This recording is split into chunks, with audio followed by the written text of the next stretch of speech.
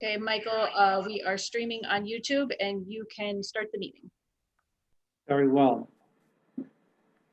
Is this meeting recorded in this fashion, Ms. Eaton? We be instructed as to how to find the YouTube link, please, sir? Yes, you can find the YouTube link by going to town.orleans.ma.us/CH18 YouTube. And there'll be a link right to our YouTube channel. Thank you. Very well. It now being past 7 o'clock, I, Michael P. Marnick, the present chair of the Zoning Board of Appeals of the Town of Orleans, call this virtual meeting to order. Present with me, Messrs. Cole, Taub, and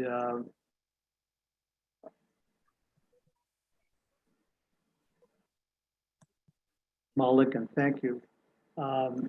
Also present are Ms. Eicholt and we have with us the board secretary, Stacy Faber, and the building commissioner of the Town of Orleans, Tom Evers. The agenda was properly posted, and a revised agenda adding 1 or 2 additional items was also properly posted with the town clerk. We shall proceed in the order of the second posting, the first item of which was precipitated, case number 2066, the applicant being Mayflower Regan LLC, a special permit which the zoning board granted in 2017. And this is a question whether there is a necessary for an extension of the special permit.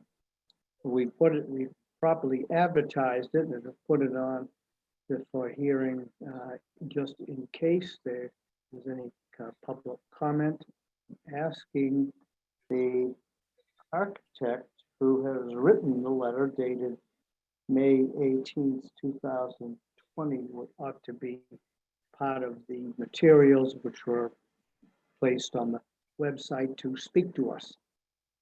Thank you. Thank you, Chair. My name is Sibel Asantugro, and I'm with SA Architecture. I'm the architect on the project. And what I did is that I wrote to you several months ago, as you noted, and the issue is that the special permit that was granted by the Zoning Board of Appeals, we did act up on that special permit by building the main house. And we also demolished 2 of the cottages, which was under the special permit. And we converted another cottage into a boathouse. And the building permit was pulled for everything other than the construction of the carriage house. Therefore, the question that I had is if we need an extension to the special permit or it is good. And we are, the owners, Mr. and Mrs. Regan, are also with us tonight. And what we would like to do is to ask for your opinion, which is what Mr. Evers, the commissioner, the building commissioner, had asked me to do, to see if indeed the ZBA feels that you need to grant an extension to the special permit or not. The main house was finished in the summer of 2019. The way we understand it then, that the plans and specifications upon which the original decision was granted in 2017 been partially executed, and what's left is, it doesn't involve any change whatsoever from those plans. Is that correct? Yes, it is. That's correct. Then I ask for the sense of the board. my thinking is that to protect the integrity of the building commissioner, that this permit ought to be extended for a period of 1 year from the date of this hearing. Is that sufficient to do the remaining work? We are planning to start construction within the next year. However, if it's possible to get it longer, just in case it doesn't, because of the current issues that we're facing, if you could extend it longer, that would be really appreciated. What is the sense of the board on a motion to extend the special permit for a period of 2 years from August 19th, 2020?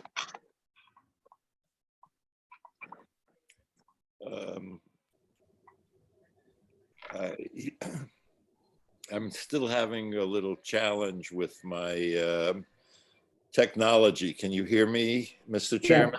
Yes. So I don't feel the need for further discussion, and I would cast my vote favorably for 2 years. If others want to opine, of course, I'll be quiet. The one thing I did want to say again is I'm not finding the background material for this case on my computer. And I had it a minute ago, and I don't know if others are having that problem, but I'd like Stacy's help or Sarah's help in getting back there. Thank you. I'm complete. Well, that may be something I could talk about, because all I think that you're going to find is a single page letter from the architect who just spoke with us. And the whole file 2066 was not uploaded. It's not uploaded, is what you're No, saying? no, just the letter. On 2066. Yes. Okay, thank you. So do I have a second to Mr. Taub's motion? Second. Second. This is seconded by Mr. Mulligan. Is there any discussion on the motion? We'll need a roll call vote. All in favor? Oh, excuse me. Ms. Faber, can you call the roll? Okay. 1 second. Sorry, guys. Okay. Mr. Taub. I vote affirmatively. Okay. Mr. Mulligan. Yes. Mr. Cole. I recuse on this. Okay. Ms. Eichholt. Yes. Mr. Taub. You asked me. I did. I'm sorry. Mr. Marnick. Yes. Okay. Ms. Van Giesen? Is Yes. that- oh, she's on here. Okay. Sorry, I didn't Yes. see you there. Okay. And Ms. Van Giesen. Okay. I'd like to be able to vote twice regularly if you could arrange that. I can try. Thank you. You're welcome. The motion carries then, therefore 501. Is that the counting that I got?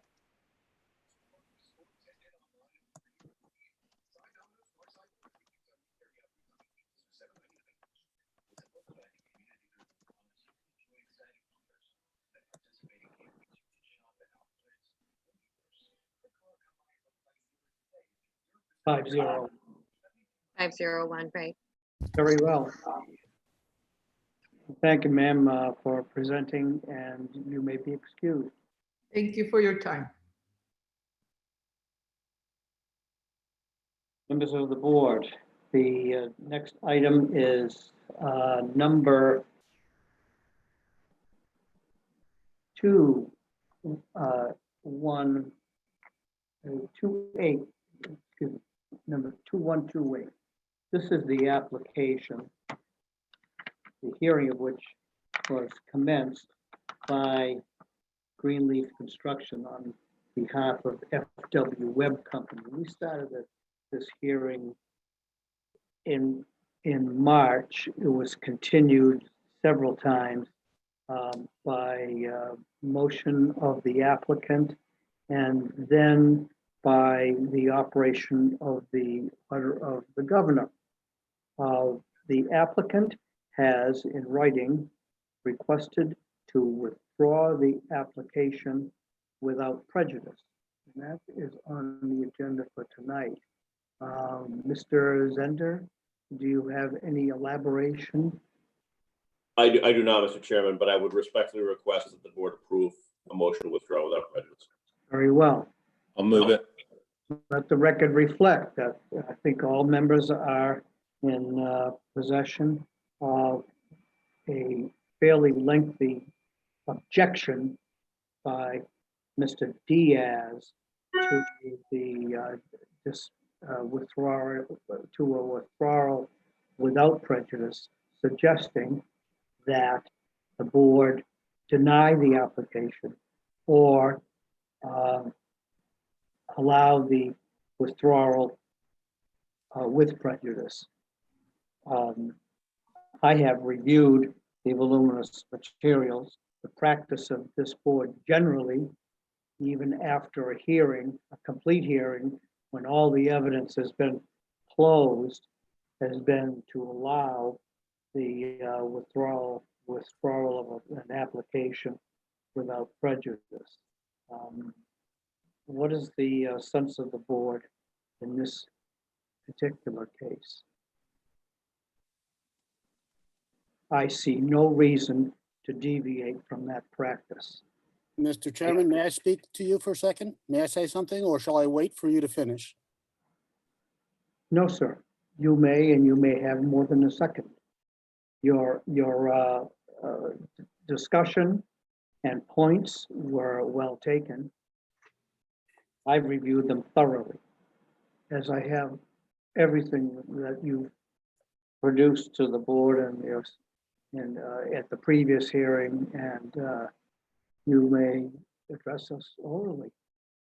Well, let me ask this first question, please. You referenced that I provided a voluminous amount of material here and that the points were well taken. I appreciate that opinion. Let me ask this. Have all members that are present today, have they all read through that in its entirety and provided, and have they thought about the issues that I have presented thoroughly enough to make a vote at this point? I can't answer that question, Mr. Diaz, but I will tell you that all the members have the material that you provided to us. I believe it was sometime within the past 24 hours.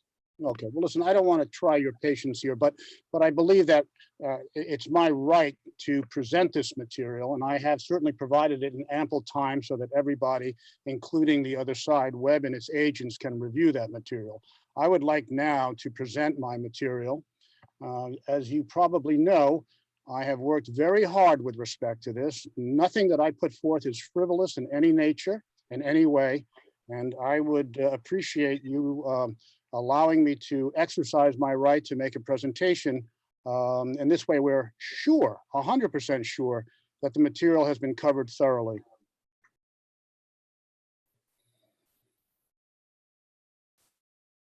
Mr. Chairman, I'll just assert that I have read the materials, found them to be very compelling, frankly, not only thorough, but compelling. I don't know that I won't gain anything by hearing him recite them. There was a very well done presentation, frankly. And I was very well educated on the issue.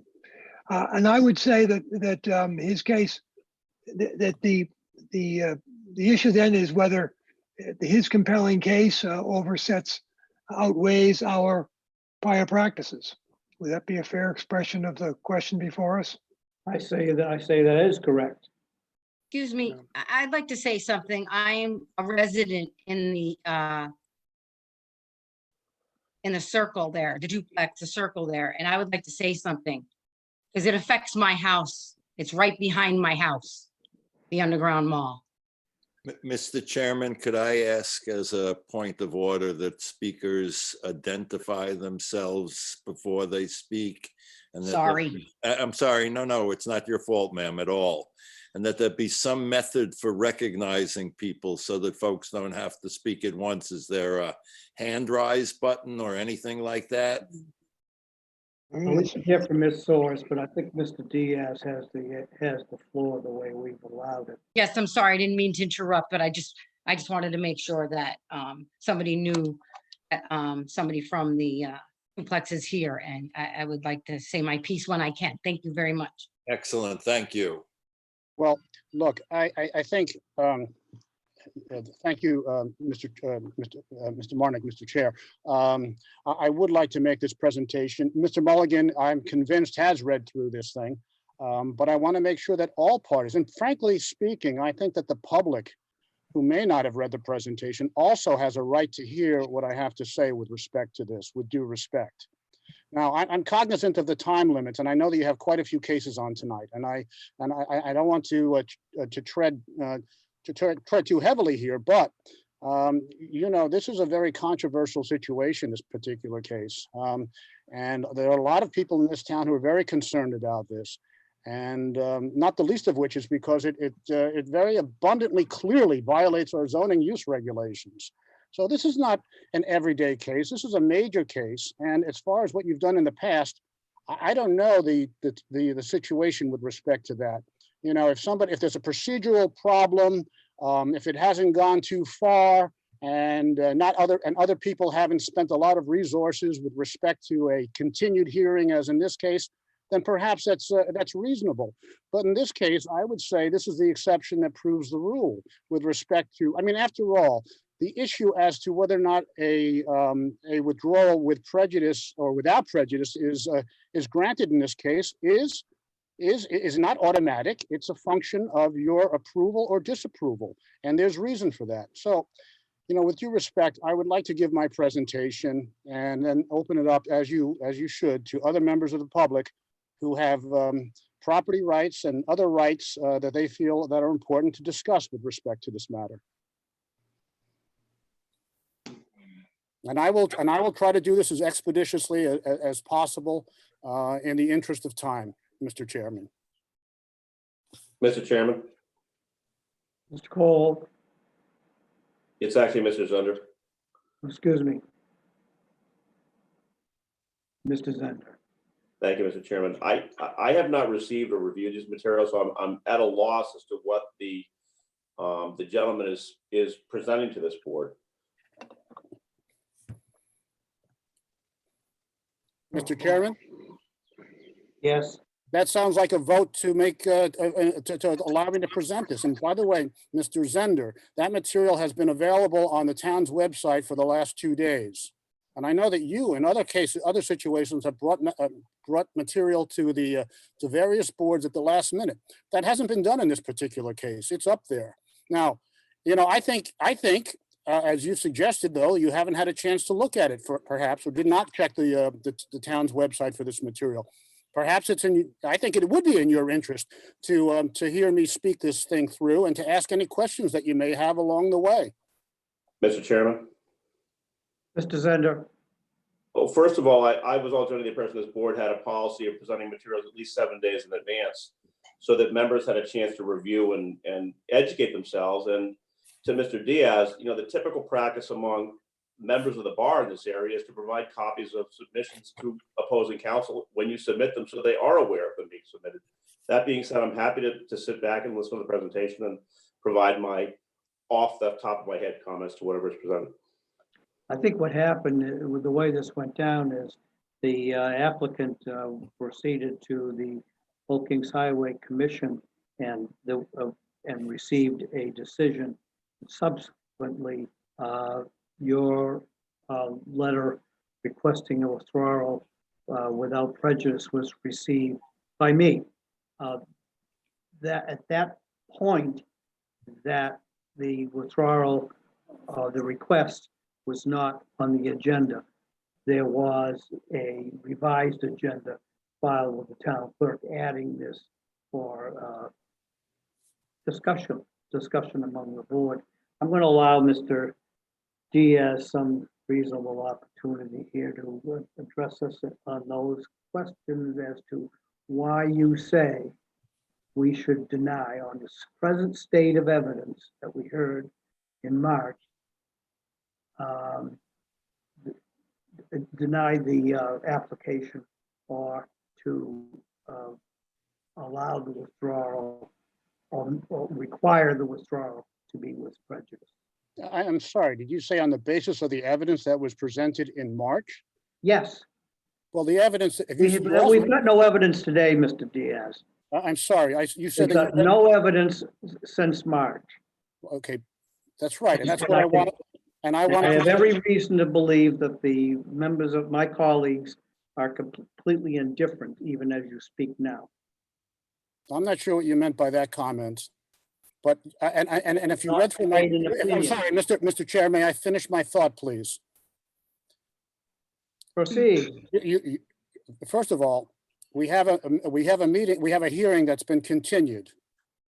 You also have the equivalent of a motion to allow a withdrawal without prejudice, but you don't have all the evidence, all the information necessary to make that decision on an informed basis. Now, if you read through my package, you know that there's additional information beyond that which was presented in March that refutes much of the evidence that was presented in March.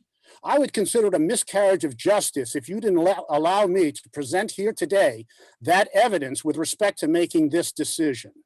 So Have the I been material- clear? So it's clear then, Mr. Diaz, in the material that you submitted to the board is in the nature of additional evidence beyond what the board heard in March. It certainly is, and You you want know to so. present that evidence now, I'm sorry? and you want to present that evidence now. Absolutely. I think it's germane to the decision in front of you. It's very germane to that decision. Mr. Chairman, I don't speak to you in a frivolous manner. Mr. Chairman, I've raised my hand to try to get a point of order in here and haven't been recognized. I apologize for interrupting the speaker. Mr. Todd. Thank you. In all candor, I have not read this material as thoroughly as I should have. That's number one. And number two, I know as an attorney and as a member of this board that when I've read this material, I'm going to want to do some independent research to confirm what's alleged there. Under those circumstances, it actually seems to me to be not a good use of time to permit the petitioner to present tonight, since I don't want to put words in Mr. Zender's mouth, but for sure he's going to say, in light of all of this, I'd like more time. So I find it hard to believe we're actually going to render a decision this evening, but perhaps we are. And it'll take a lot of time. Maybe we want to put other cases first. And secondly, I don't see any prejudice. I don't see any prejudice. I may be wrong, but I see no prejudice to either party by the continuance. It leaves us in a status quo ante. I'm complete. Thank you, sir. Mr. Chair, may I respond to that? Yeah. Just to be clear, have you suggested, Mr. Taub, is that your name? I'm sorry if I have the wrong party. Yes, yes. Okay, have you just suggested that this matter be continued? Well, hesitantly, yes. Well, I was going to suggest that moments ago to give Mr. Zender a better chance, for example, Yes, to familiarize thank you. himself with this. I'm perfectly fine with that. Well, that's at the discretion of the board, of course. Somebody would have to so move. Of course, but I just want to know, listen, I'm for fair play, and if a continuance brings us to that point, I just want everyone to know here that I'm in favor of that. That's fine. That's fair enough. So could we go straight to Mr. Zender, Mr. Marnick? I think so. I think that's the way to approach it. Mr. Chairman, Mr. Zender. I'm equal parts amused and indifferent. So if the board wants to entertain Mr. Diaz's request for continuance, I'm fine with that. Well, this will give you the opportunity to see what he has provided to the board. Mr. Chair, may I speak for a moment? Yes. Mr. Zender, there have been a few times when you have brought material in at the last moment, and I want you to know I wasn't so amused, but I did not object. Thank you very much. Mr. Marnick, may I make a further suggestion? Mr. Todd, yes. Mr. Diaz, Mr. Zender has said, I can actually go either way. If you want to present tonight, I'm ready to sit back and listen. If you want a continuance, I won't oppose it. Perhaps you would opine on that, and then we would look to the board. Do you have a preference, sir? No, I don't really have a preference. Okay. I think that you mentioned that you have a preference, that you want to dig into this and investigate and confirm. And I would like you to have that opportunity if you would like to. I think that's perfectly reasonable. But now the ball is in your court. Mr. Marnick, I'm sorry to have created such problems or perhaps such solutions. Would you poll the board on whether they want to proceed this evening or they want a continuance? Very well. I need to, I have to state that the reason that this item was put on the agenda for tonight, and by numerical order, it appears number 2, as we can see, was because I didn't think that there would be such a hue and cry. Otherwise, I would have put it on for September 2nd, which is our next hearing.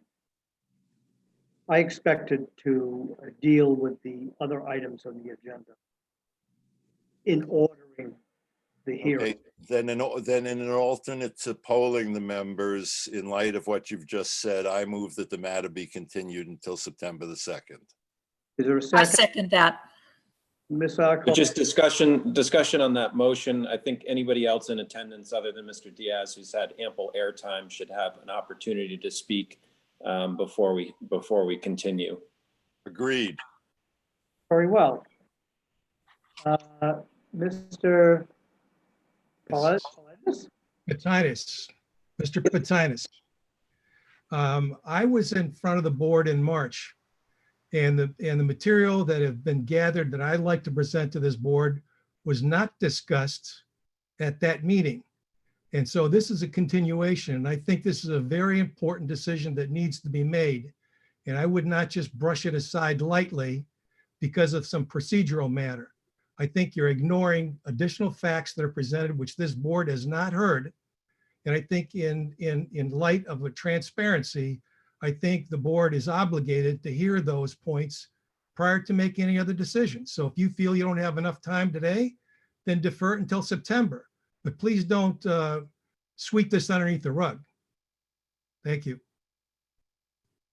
Thank you. Is there anyone else wishing to speak on the question of whether this agenda item for FW Web should be continued, say, until the next regular meeting, which is September 2nd?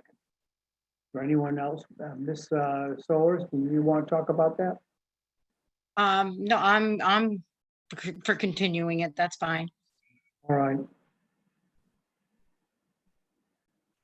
Thank you. Thank you. I think my sense is that we should continue this until September 2nd.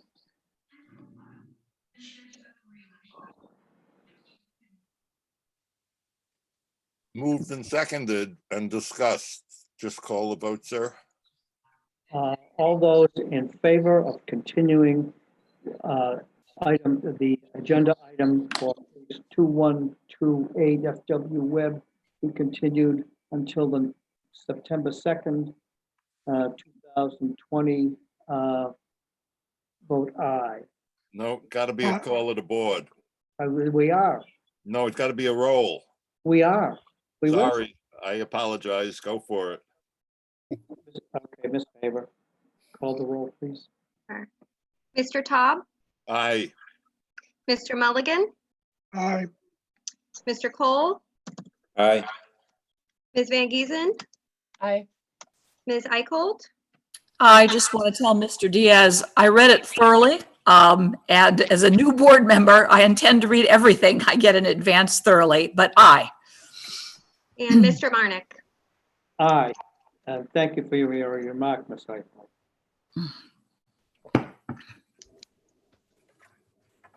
Motion carries unanimously. Thank you. Very well. Thank you. Thank you. Case number two, we'll call case number 2129, the application of case number two, we'll call case number 2129, the application of case number two, we'll call case number 2129, the application of I'm trying to minimize my screen so I could take a good look at the agenda. Oh, I've got it now, I think.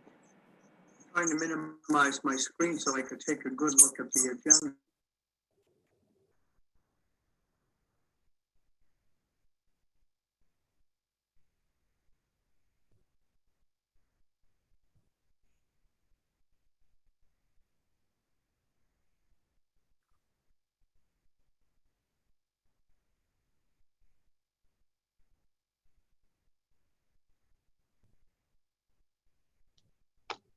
Mr. Chairman, I can't raise it. I had it. Mr. Chairman, if it'll help, I'll read the item.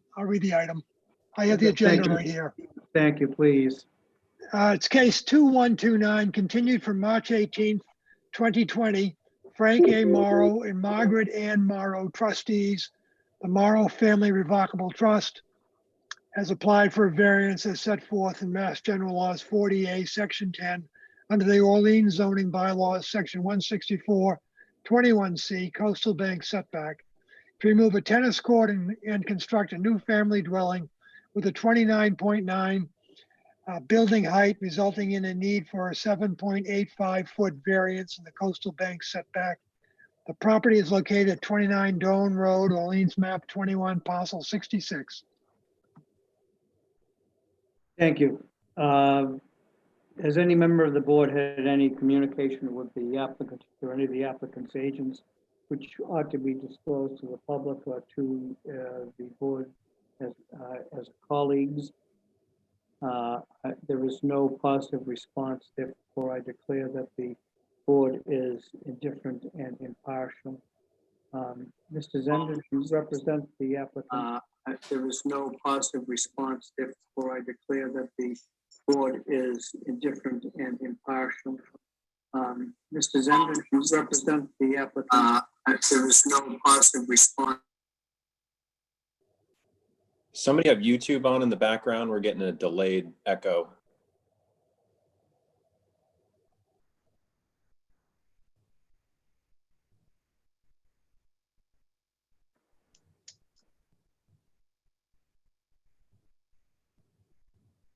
Mr. Chairman, Mr. Zender, I am hearing what you're saying, if not twice, maybe three times. So I'm hoping that's cleared up at this point. Mr. Chairman, Mr. Zender, I am hearing what you're saying, if not twice, maybe three times. So I'm hoping that's cleared up at this point. Mr. Chairman. Yes, somebody has YouTube playing in the background. You have to have it muted.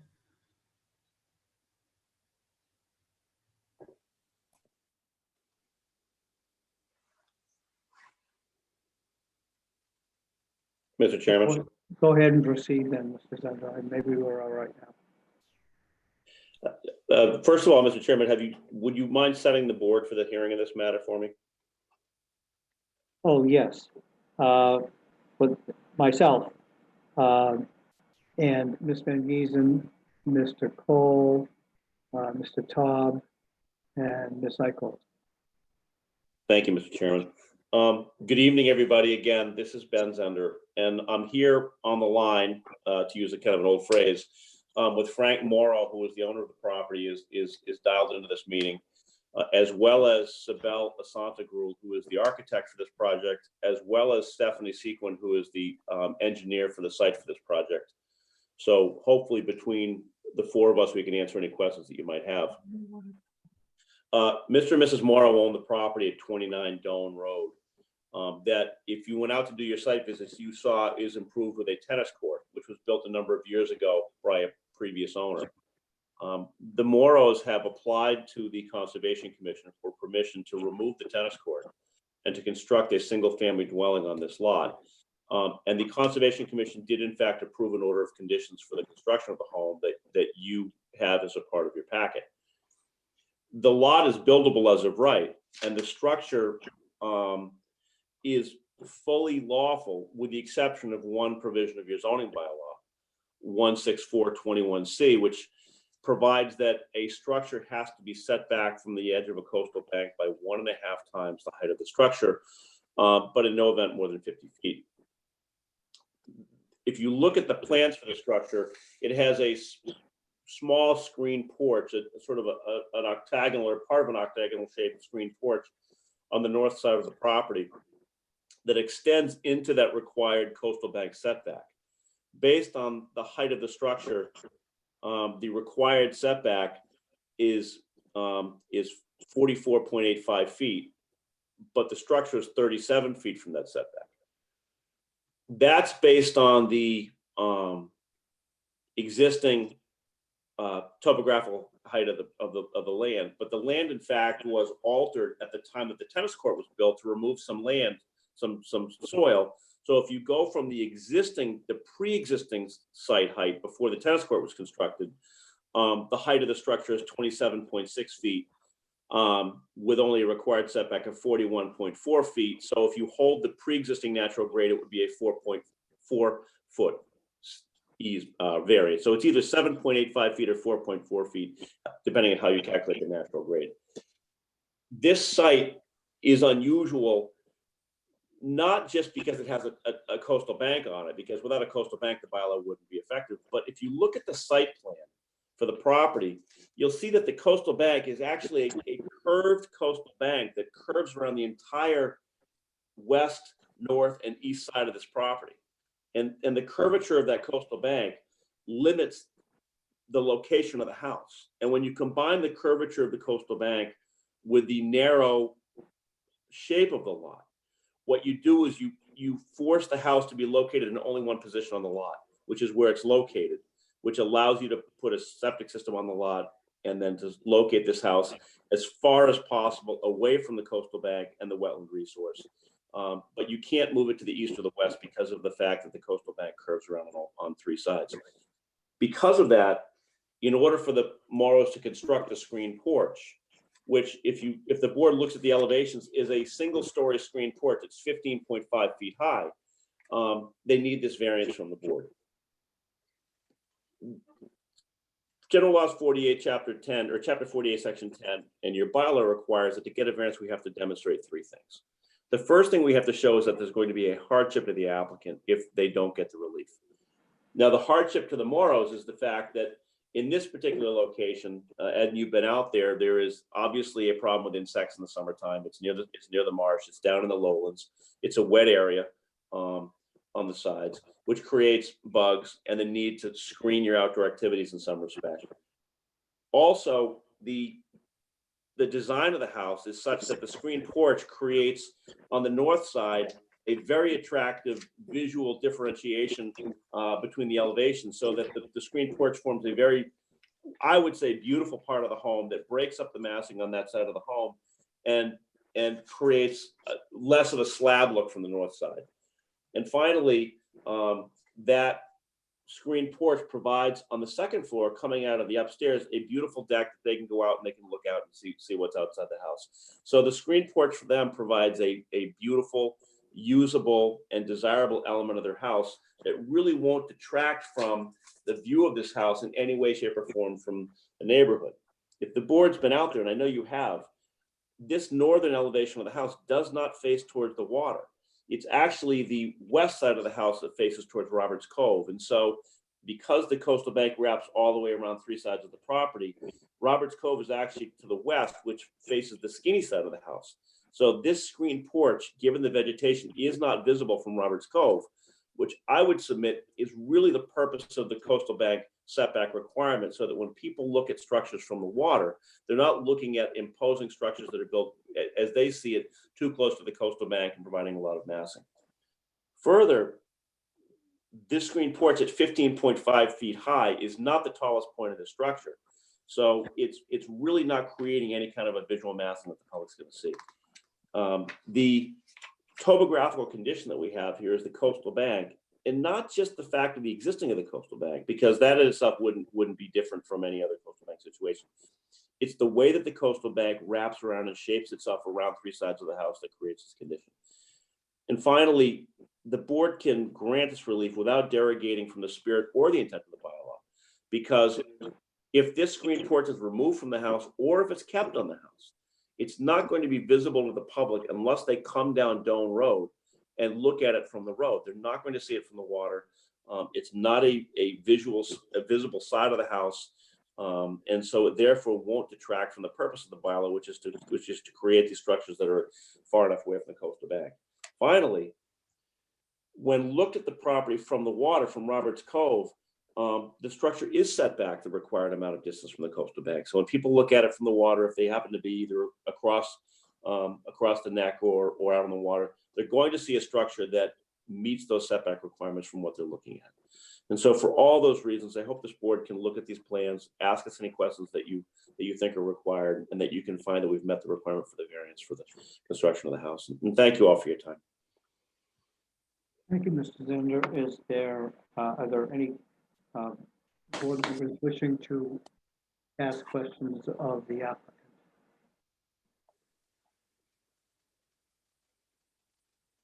No positive response. And let me ask if there's anyone present in this virtual meeting who wishes to speak in favor of the application.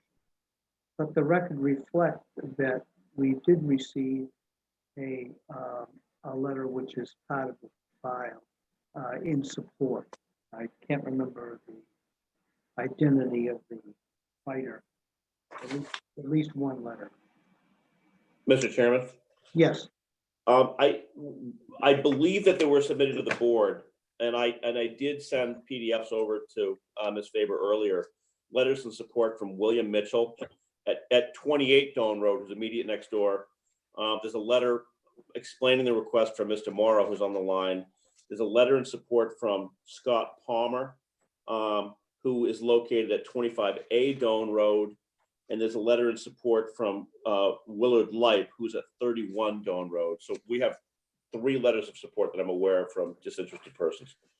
And I'm referring to probably one of them, which came earlier than the other 2, which I think we received perhaps sometime today. Is there anyone wishing to speak in opposition to this application?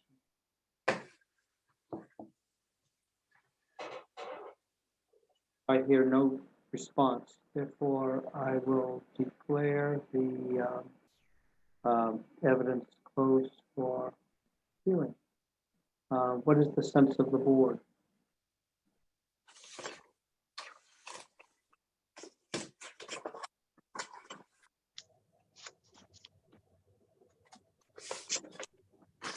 We've run across this situation before. That is when the height of a structure or nearby height affects the distance from the coastal bank, and we dealt with it because it's been an issue or difficulty with topography, and has warranted our granting relief. I am in favor of the application for a variance. Then in that case, I'll entertain a motion to grant the variance. I will make the motion and looking for a second. I'll second. Thank you, Ms. Icoll. Is there any discussion on the motion? Then we will, the members of the board previously identified as constituting a quorum for this application will be polled.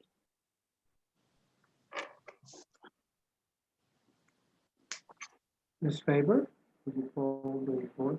Ms. Eichholt, Yes. Ms. Van Giesen, Yes. Mr. Cole, Yes. Mr. Mulligan, I wasn't assigned to I this think case. it was Mr. Taub who was, gotcha. Okay. Mr. Taub,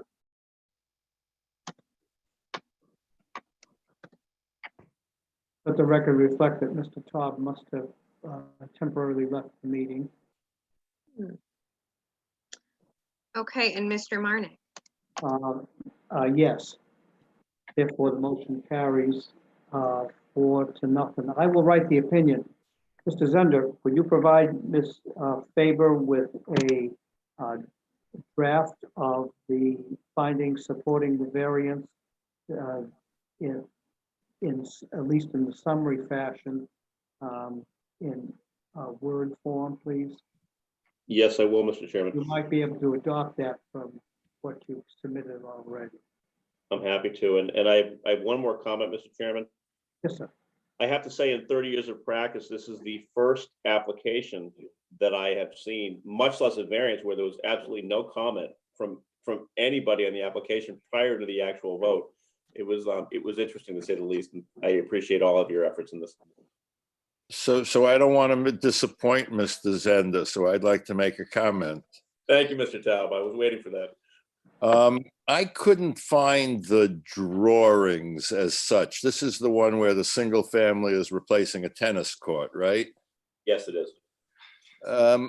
Was there anything in the screen porch that was cantilevered? It's set on a slab.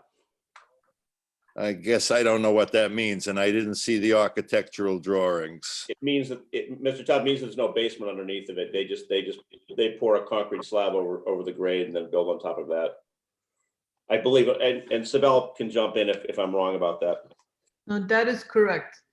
The only overhang on the over the screened-in porch is just an 8-inch overhang to create. So it's only actually the slab, if you will, that is necessary to exceed the footage requirement, the setback requirement. No, it's actually the structure itself. The way that the bylaw operates is you measure the overall height of the structure, no matter where that happens to be on the lot, and then you measure to the edge. I think you're right, Mr. Taub. It's the edge of the slab would be the closest point to the coastal bank. Okay. I hadn't been able to visualize that, but it's 6 of one, half a dozen of the other in terms of the application. And I'm content with where everything currently stands. Thanks. Very well. Then I think that we can proceed with case number 2130. Thank you all. Thank you for your time again. This is relates to 45 Mill Pond. And Hi, that good is evening. the application of Joshua A. Sloan and Karen H. Sloan for a special permit is set forth in General Laws, Chapter 48, Section 6, under the Orleans zoning bylaw, Section 16421A and 16421C, for alterations and expansions to an existing family dwelling at 45 Mill Pond Road, Orleans, map number 21, parcel number 41. Has any member of the board been in communication with the applicant or any of the applicant's agents which ought to be disclosed or would otherwise constitute a conflict of interest? There is no positive response. Therefore, I declare all members of the board present to be impartial and designated the following 5 members of the board to consider the appears that Mr. War, you are on. Mr. War has also joined us, so we have practically we have a full complement of zoning board members. A very pleasant event. I will consider, Mr. Wall will consider, Mr. Mulligan, and Ms. Pykoff will be the five. And Ms. Segwin, you may proceed. Hi, thank you. Good evening. Stephanie Sequin with Rodward and Wilcox, and I'm representing Joshua and Karen Sloan, who are the owners of the property at 45 Mill Pond Road. I believe they are in attendance along with Greg Delory, who is the architect. 45 Mill Pond Road is a 22,000 square foot lot. It overlooks Mill Pond to the south.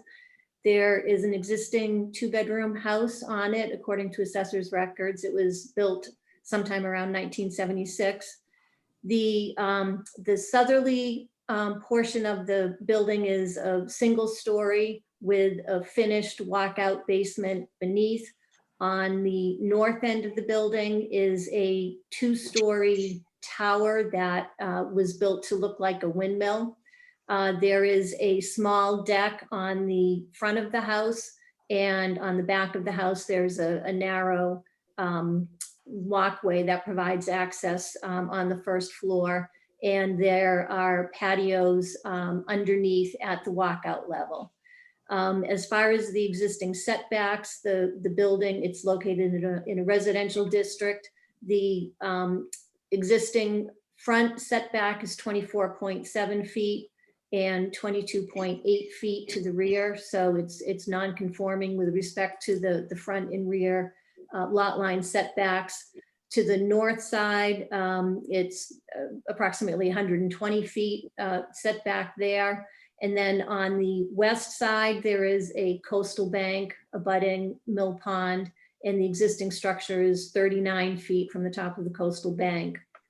The height of the build for determining the required setback from the top of the coastal bank using the height of the building, it is a 50-foot minimum setback required. So the existing structure is also non-conforming with respect to the setback from the coastal bank. The height of the building, which is the highest point of the building, is the tip of I'll refer to it as the tower. Based on that portion of the structure, the existing building height is 33.4 feet. So it exceeds the 30-foot maximum height.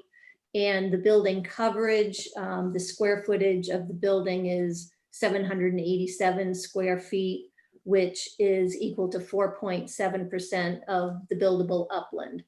So it does comply with the building coverage requirements. Mr. and Mrs. Sloan bought this house earlier this year, and I can say that I had inquiries from quite a few parties who have looked at this property. It's a beautiful location. The building is unique, to say the least, and to a lot of people looked at it and could not figure out any way to keep the building and transform it into something that would be, suitable for today's lifestyles. The Sloans came along and worked very hard with their architect, and were able to come up with a plan that could provide some renovations and modest expansions to the building without completely tearing it down and building something enormous. So what they came up with and what has been presented are some, I think, reasonable expansions, and I'll go through them and try to describe them. It is very difficult, as I said, because this is an unusual, unique style home, but hopefully the architectural drawings that were submitted are helpful in illustrating what's being proposed here. So starting at the south side of the building, which is the end of the building closest to the water, they're going to remove the roof, which is currently just attic space, but it is a peaked roof that will be removed and replaced with a flat roof that will have a roof deck. So they're actually going to be removing some of that second story volume and reducing it within that 50-foot setback to the top of the coastal bank. Over the center section of the building, that existing roof, which again is presently just attic space, is going to be removed and replaced with a slightly taller roof. They're going to be increasing the height of that section by, I think it's 2 feet 7 inches. And with that increased height, they'll be able to create some additional second floor space, an additional bedroom on that second floor. The new roof will not exceed the height of the existing tower. So it's not going to impact the overall building height, but it will create some additional volume, excuse me, within that 50-foot setback to the top of the coastal bank. There are no changes to the tower portion of the building other than they are going to remove the windmill blades. What's also being proposed is the small deck and the walkway that's on the back of the house are going to be removed and replaced with a larger deck that wraps around both sides of the building. The existing walkway that's on the back of the building is very narrow, especially there's a section of the building that sort of juts out. So they are going to increase the width of that back walkway by 1 foot. And that will further encroach into that rear yard setback. So what we're going to end up with as far as the setbacks to the proposed structure, there's no change to the front setback or to the north side setback. The rear setback will decrease from 22.8 feet to 21.8 feet. So that walkway will get 1 foot closer to the rear lot line. The proposed deck that is going to be expanded will be 27 feet from the top of the coastal bank, where presently it's 39 feet. So we are going to extend further within that required setback. And there is no change to the building height or to the building coverage. As part of these renovations, it's presently a 2-bedroom house. It's with this addition, it will go up to 3 bedrooms. It therefore requires the upgrade of the existing septic system. It was the original Title V system that was installed in 1976, which was only approved for 2 bedrooms. That system has actually already been upgraded. We prepared a plan for a new Title V system. It includes innovative alternative system for nitrogen reduction. It was approved by the Board of Health and has already been installed. So there has been an upgrade of the old Title V system with a new Title V system with nitrogen reduction. So it's I think a big improvement on the existing sewage disposal. The Conservation Commission has approved this project. We do have an order of conditions from them. One of the conditions and part of this project includes the removal of invasive vegetation and the restoration with native plants. So a large area between the building and the resource area is going to be improved through that land management plan. So that's just a brief description of what's being proposed.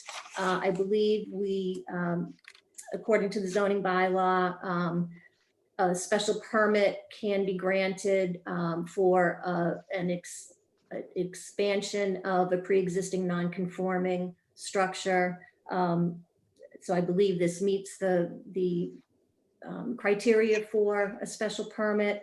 The site is adequate and suitable for the existing single-family dwelling and the proposed expansions. There will be no adverse impact on the visual character. This is a very small building, less than 800 square feet of footprint. The building, the site is well vegetated and I think pretty well screened, both from Mill Pond Road and from Mill Pond itself. As far as the impact on traffic, this is a town way. The access is suitable. There is plenty of parking space on the site, so there won't be any interference with traffic on the road. The utilities are adequate. There's town water here. There will be no impact on noise and litter.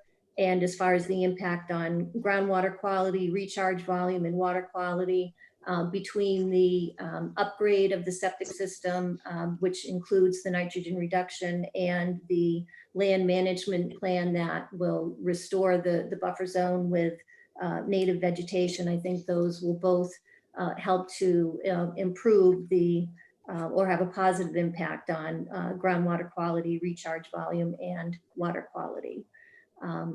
That's all I have to say. I will just, I don't know if Greg Delory, the architect, had anything he wanted to add.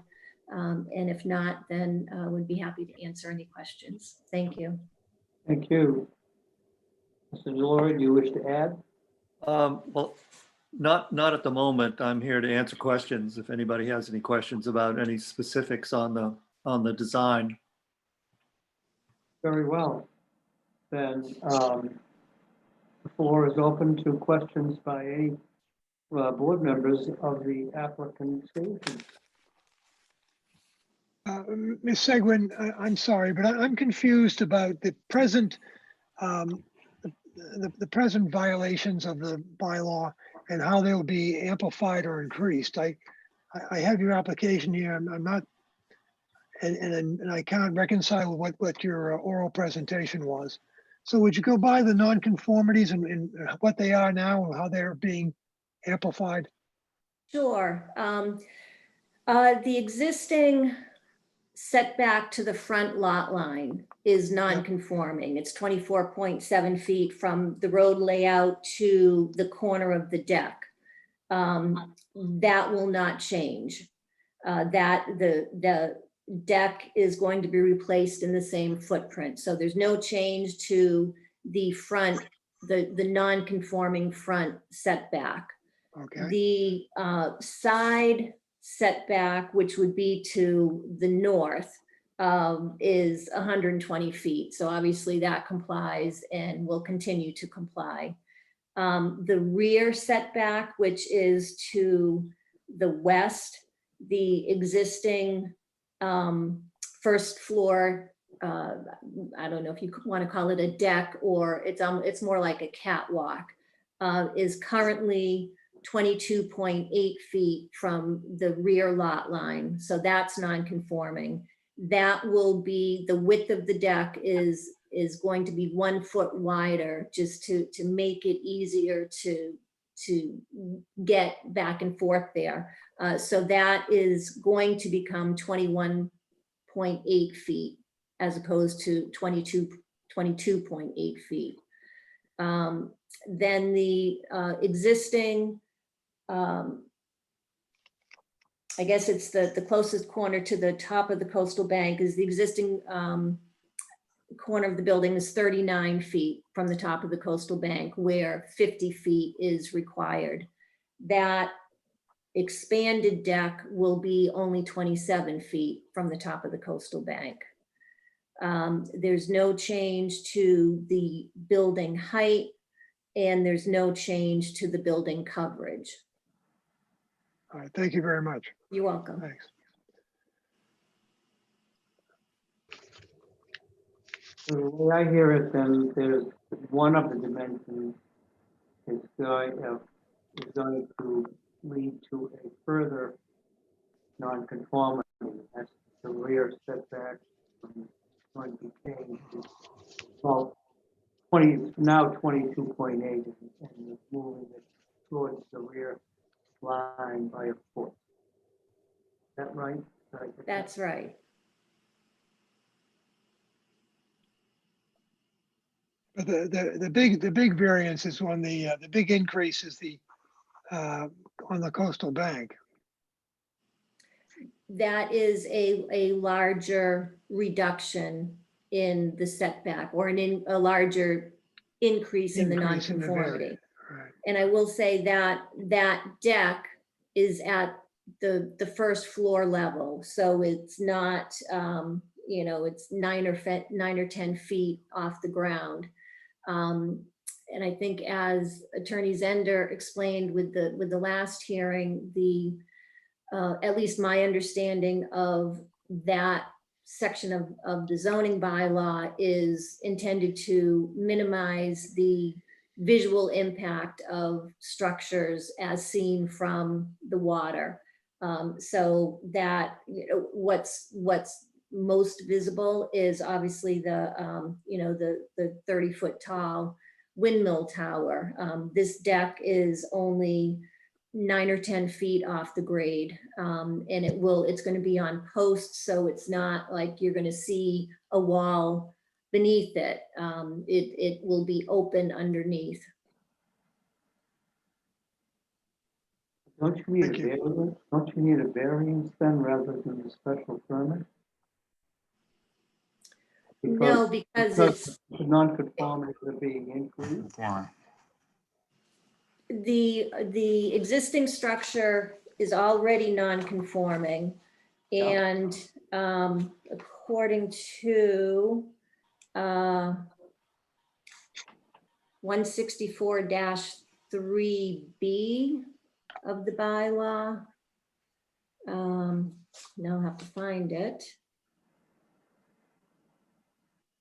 Alteration to a non-conforming single or two-family residential structure that increases the non-conforming nature of the structure, including those alterations which increase or intensify a pre-existing non-conformity, but not including those alterations which result in the creation of a new non-conformity, may be allowed on special permit from the Board of Appeals, provided the Board of Appeals finds that any such alteration will not be substantially more detrimental to the neighborhood than the existing non-conforming structure. So that says, if you already have a non-conformity of some, in this case, it's the non-conforming setback to the rear lot line and the non-conforming setback to the coastal bank, you can intensify that non-conformity for a single or two-family dwelling with a special permit, as long as the board finds that it's not substantially more detrimental.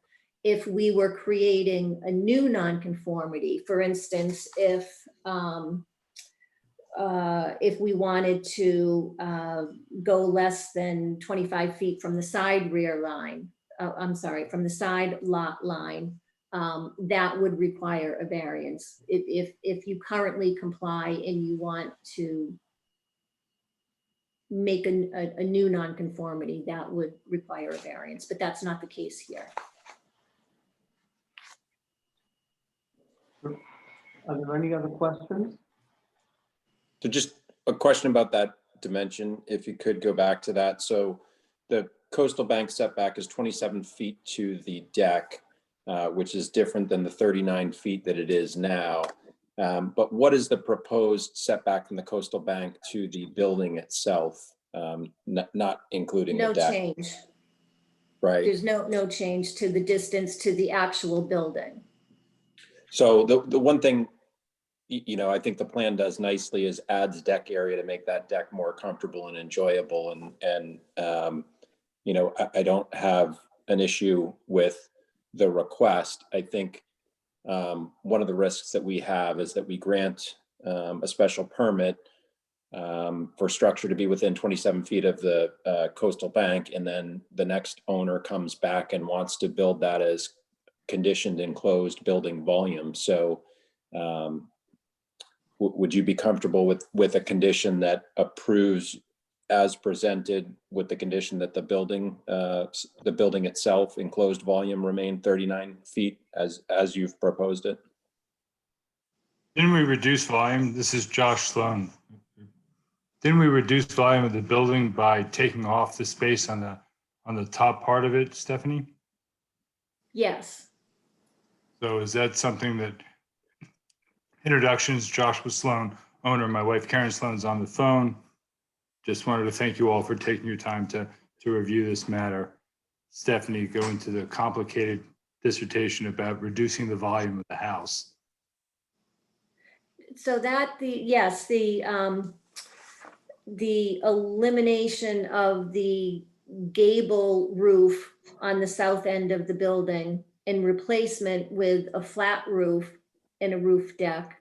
And that is occurring within the 50-foot setback to the coastal bank. So that's a reduction in the volume of the enclosed habitable space within the required setback. Yeah, the setback's really driven by two things: the building's location and its height. I understand that the height isn't changing, and again, I think you've done a nice job with the plan. And my question was really in relation to the building encroaching further to the coastal bank and not having an issue with the deck doing so as you've proposed, but just wanted a sense for a condition that limited the building to the 39 feet that exists now. So Matt, are you saying that you would not, so if your owner, not us, we're going to be here for 100 years if I do it right. A future owner would not be able to build a structure where that deck is? Is that what you're getting to? Right, so that's the creep. So today it's Right. a deck, tomorrow it's a screen porch, the next day it's a living room. Right. So I'm just trying to air out the question to hear what the opinions are. It's certainly not our intent. Go ahead, Stephanie. I'm sorry, I think what you're describing would have to come back before the board, even without a condition, because it would be, a vertical expansion or the addition of mass or volume within the required setback. I mean, the same reason that we're here now. I defer to Tom. I don't think that's the case. Once we give you 27 feet, you can build on that footprint, I believe. May I join the conversation? Yes, Mr. Todd. I thought the presentation, by the way, was excellent by the presenter. I thought it was very clear and comprehensive. I appreciate Mr. Cole's concern. And though the Sloans in good faith don't intend to do anything with this, our responsibility is to the town. And I think that this is a fair condition to impose, and I think we can dispose of it this evening. I'm not a voter on this, but were I would, I support that request. I just want to say that I agree. I'm glad Matt picked up on it and articulated it better than me, my concern. I think this town is filled with people who would love to encroach a little further on their coastal bank and their properties, and that this is an issue that I think is precedential. Just so Mr. Sloan understands, it's not particular to your property, but there are hundreds of houses in this town that are limited by that coastal bank setback requirement. I would support this your petition only if the concept that Matt has proposed is acceptable. And I guess just to articulate it one point further is because I thought it's not to say that you can in the future. It just forces that this process happens again, because again, I think you could potentially enclose it without coming back. And Tom, I think. No, I think if they were, Mr. Cole, if they were adding volume within the required setback, they would have to come back. The difference being is that it may just be a special permit again. Right. I think it would be because it would be the new existing. It would already be in violation. It would come But I back to the think- board, but I believe it would come back as a special permit, not a variance. But I think there's real value to having that in the decision, because as people look at it as to what the board is willing to do, and I think having language such as Matt has suggested would give a clear statement to the community. Well, then that could be a condition attached to the granting. But let me ask, is there anyone present at this virtual hearing who opposes the application of Mr. Sloan? There's no positive response.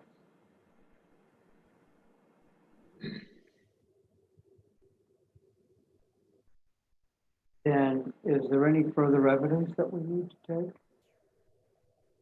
I'll declare the hearing closed for taking of evidence and ask if there's an appropriate motion to put in front of the board. I'll make a motion to approve as presented with the condition that I suggested as a caveat. I'll second that.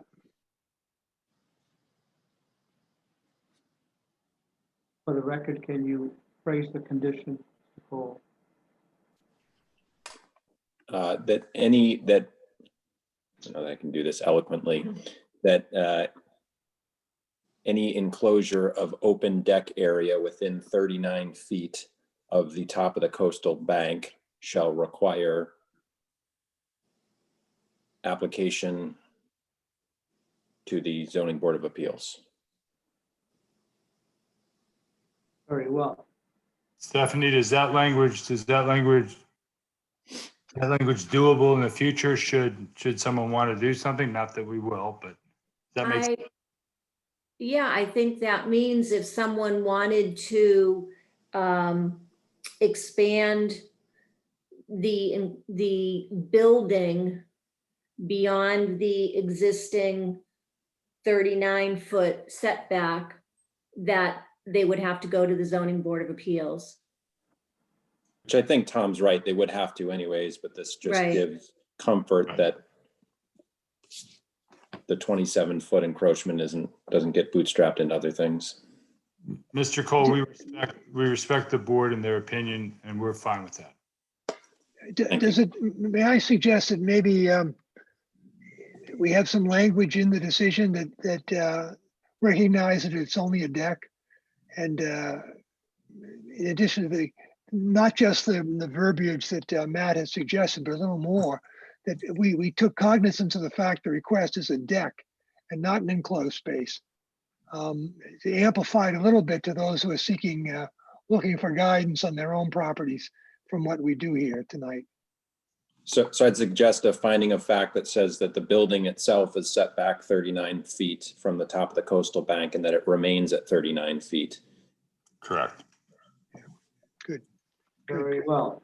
The can of worms that we've opened here is the precedent for anybody who wants to build a deck that's closer than the current requirement, again, without any reference to the specific case before us. Why would that case be distinguished from any other case? I'm looking for that language. Well, I think, just again to borrow from Mr. Zender, who should get a fee for this case, his previous explanation in the prior case was that the purpose of the setback was to was visual from the bank, from the body of water, and that if you don't add bulk, that you've still really sort of satisfied the purpose of the setback bylaw.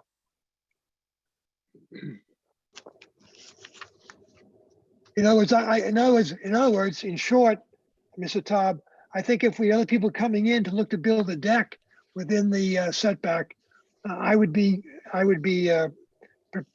amenable to those requests.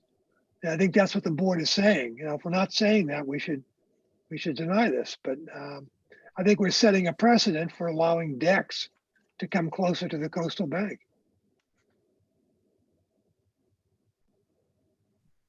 I don't think so. I think if the decision is properly drafted, then there is protection for the sense of the bylaw in the future.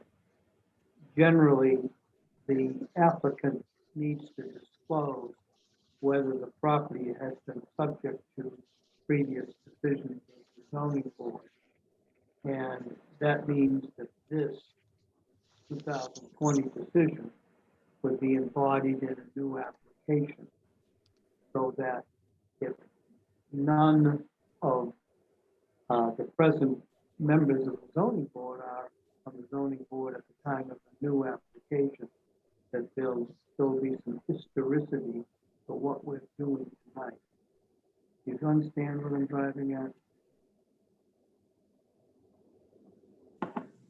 If I might, you're saying that it doesn't have stare decisis or precedential value.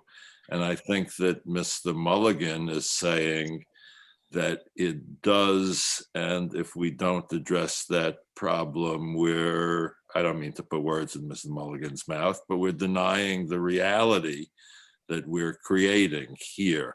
I would particularly, I don't mean to drag this out, and I'm not a voting member on this, which I like, but I'd like to hear from the newer members of the board as to kind of just their reflections on what we're struggling with here.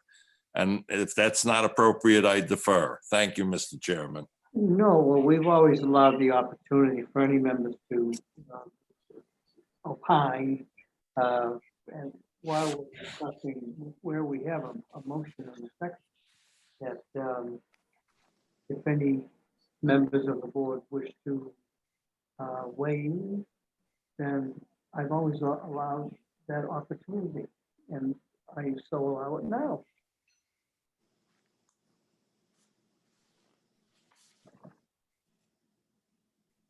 So as a new member, I'm listening carefully because I wondered, this is the first meeting other than the FW Web meeting in March I've been in, and I wondered how you make decisions.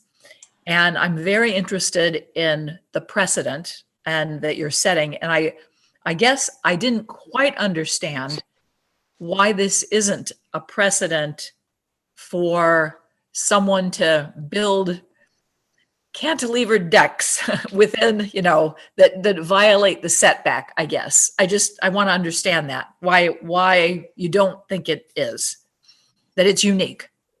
That's a good question, and I don't look at it quite like that, Mr. Cole. I'm concerned with what I thought was Mr. Cole's criticism or comment that we carried forward a restriction on this particular property.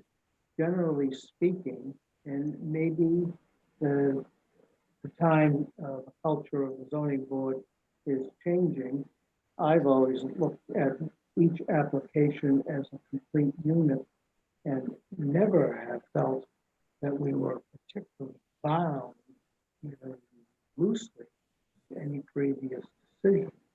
So that's my thought, and maybe I'm, I know I'm not wrong, but maybe that is not the sense of the board anymore, which I respect. Mr. Chairman, as an ex-member, could I make a comment? Yes, Mr. Delory. I think thinking of it as setting a precedent is a very dangerous thing, because if you mention it in the room, then it becomes public knowledge, and it's not true, and as far as I'm concerned. Each case is uniquely different. There's different exposures, there's different sizes, there's different view corridors. Each case has to be taken on its own merits. I really don't think the precedent thing applies here.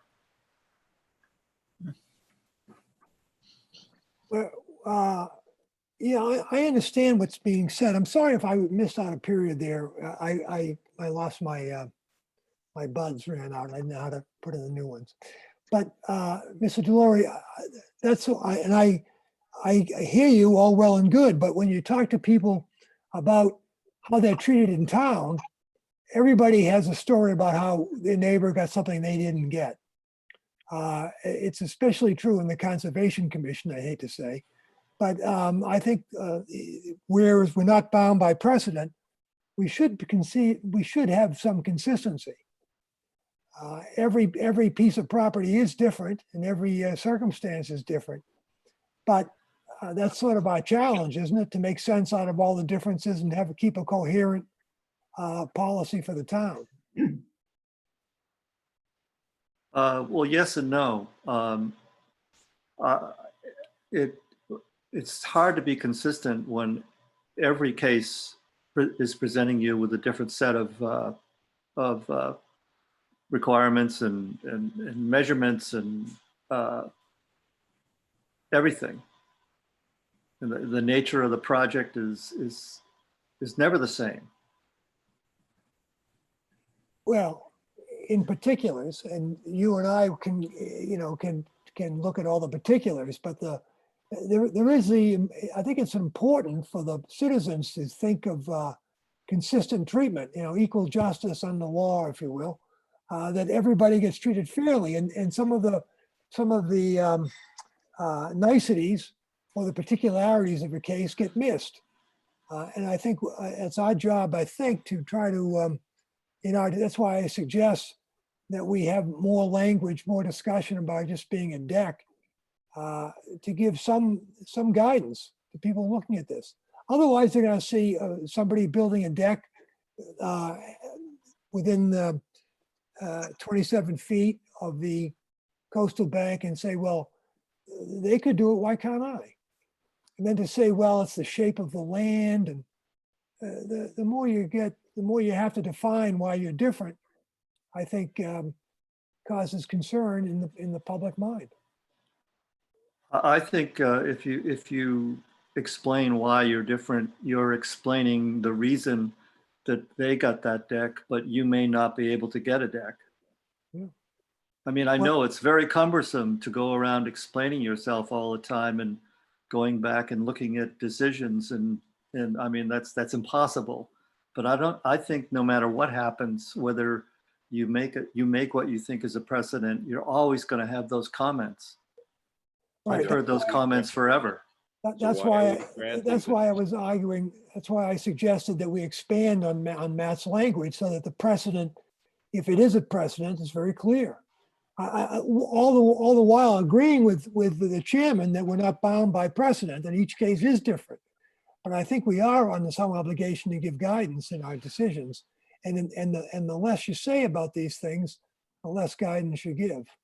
There's no question about that. I think what we're really talking about is the clarity of the decision in this and other cases, and how much attention has to be given to just that. And that probably will remove any, to any real extent, any claim of right for one neighbor that there's another neighbor was entitled to something that he didn't get. So. Can I offer one observation, I guess? Yeah. That could perhaps be included in the findings. As I said, the goal from the start was to work with this existing structure and modify the existing structure, and not just come in and tear it down and build something completely new from scratch. The existing deck is really not functional. It's very small. So, and I think it can be said, most people with waterfront, not most people, everyone with waterfront property wants a deck to provide space to enjoy the outdoors. The only way to expand this deck or any part of the deck is you can either go toward the road, which is already non-conforming, toward the rear, which again is already non-conforming, or to the water, which is also non-conforming. So any way that you wanted to expand this deck, you would be further encroaching into one of the setbacks. So in this case, in order to provide a reasonably sized outside deck area, it was the decision to not go closer to the road, go only minimally toward the rear and instead provide the expanded deck area closer to the water. I don't know. I think that's a fairly unique situation, and not every person coming before you will be in this same situation. But I think it is worth noting. I think that's the right place for it. The building volume isn't getting closer to the coastal bank. The building isn't getting taller. Those are the two factors that affect that setback. And simply extending the deck, I think, is appropriate and reasonable. And so, again, my condition was hopefully to help define better what we were actually granting and allow for the petition to be approved as presented, with the additional comfort level that condition would bring forward. And also, I believe the board's responsibility is to take things, each case on its own merits. I think that a precedent would give carte blanche to people who would come to you, and they would automatically expect to get the same treatment, which I don't think is the way the board should operate, frankly. No, but neither should the board be perceived to be having no consistent pattern in their decisions. So there's a trade-off. There's a trade-off on all these things. I agree with you. You have to look at these things individually, but you have to give some guidance to the community. You can't say, well, every case is sui generis, and we have no general rules can apply. I mean, you can't say that. Mr. Cole, can you restate the verbiage that you wanted to put in? Stacy, do you have that, or do I need to restate it? Could I just ask a question, please? Thank you. What's being asserted is that each case is decided on its individual merit. If we accept that proposition, I would like to know what the individual merit is here that will distinguish this from the next applicant who comes here. If somebody could articulate, it's not a hardship, it's why are we granting it in this instance? Why? We like these people, we're glad they kept the building. No, it's a non-conforming lot and a non-conforming house and a non-conforming situation that we're trying to make a little. Lucky you. Yeah, really, exactly. It's very smart of us. Well, it's a gorgeous house in a gorgeous location, and you're a lucky man. I appreciate that. I think that was the point. I don't think you're setting a precedent, but I will let other people opine on that. No, I think the question is, why are we granting it in this instance? Drop the precedent thing. Let me just say, Bruce, I thought that Ms. Seguin's last oration on the topic was exactly on point and answered that question with the Could I particular. have that repeated, and then I'd be content.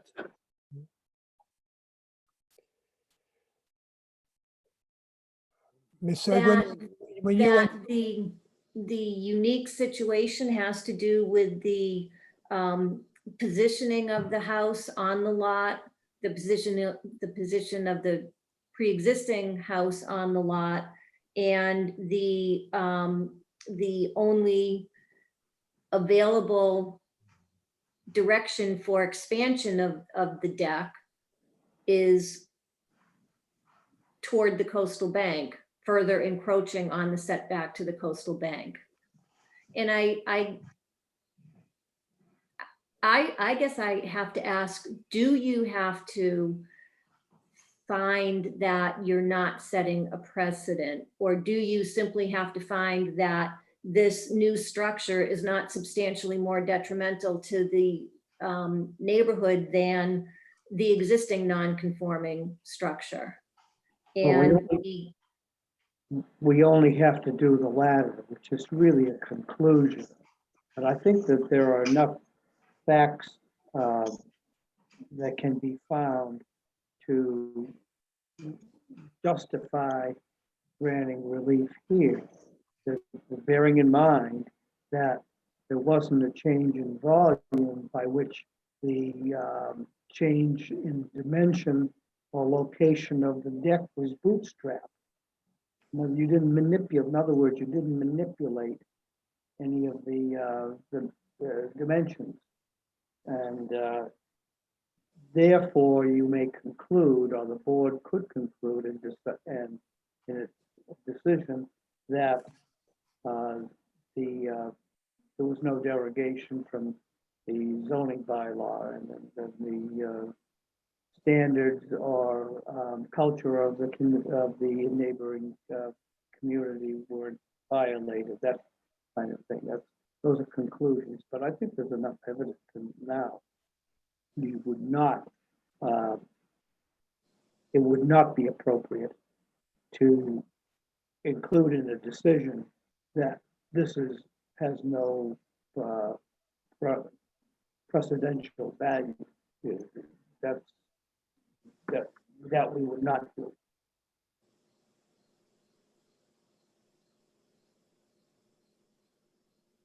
So we've got a vote in a second, right? Or a motion in a second, rather.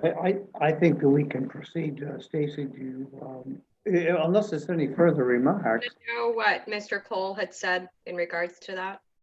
Yes. Okay, so this is within the condition of a finding of fact that the building has a setback of 39 feet from top of coastal bank, otherwise will require application to the ZBA. The gist of what I wrote.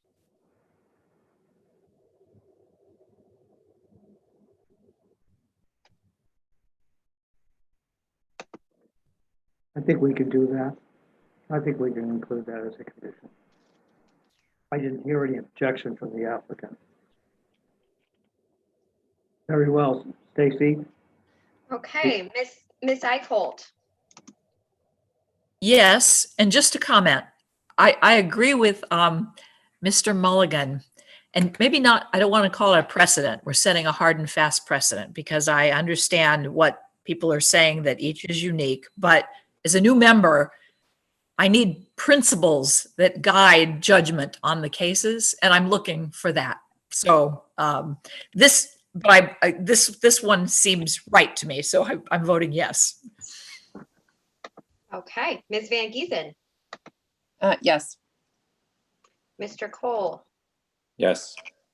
Mr. Mulligan. Yes. Mr. Taub. I don't think Mr. Taub was designated, Stacy. I still need him to say for the record for roll call vote. Oh, I thought I was I'm listed under Tisha Kent. I think you indicated that George Wall was a member for this case. In that case, I vote yes. And Mr. Waugh. Yes. Okay. 601. well, Mr. Marek votes yes. Oh, yeah. I'll write the decision. Okay, thank you very much to everyone, and we appreciate your time. Ms. Segwin, you have another case number 21335. Were you thinking that you'd ask to come back another day for that? Yes. So if you would like to jump ahead to that, I would appreciate it. That's what I'm doing. Okay. Do you need to read it or? No. Okay, so This is the application of Mr. and Mrs. Frogel, is it? Or Frogel Really Trust? Yes, 15 Packet Landing. And boy, I started my morning about to request a withdrawal. And after hearing the first discussion tonight, I'm glad I am instead requesting that we continue this to your next available meeting, which I understand is September 2nd. Well, it is. So So moved. Second, Then could you call a roll call, Stacy, for the allowing the continuance to September 2nd? Or who is the second? I'm sorry. Who had, Mulligan, thank you. Okay, Ms. Eichel, Yes. Ms. Van Giesen, Yes. Mr. Cole, Yes. Mr. Mulligan, yes. Mr. Taub,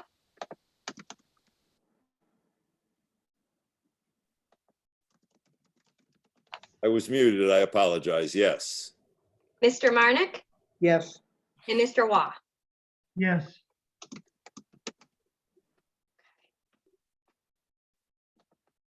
Motion carried unanimously.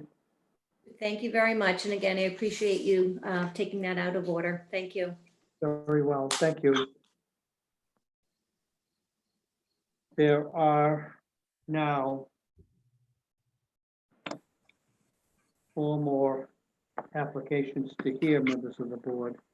We'll do now case number 2131. Could I see the agenda? Ms. Eaton, are you on with us?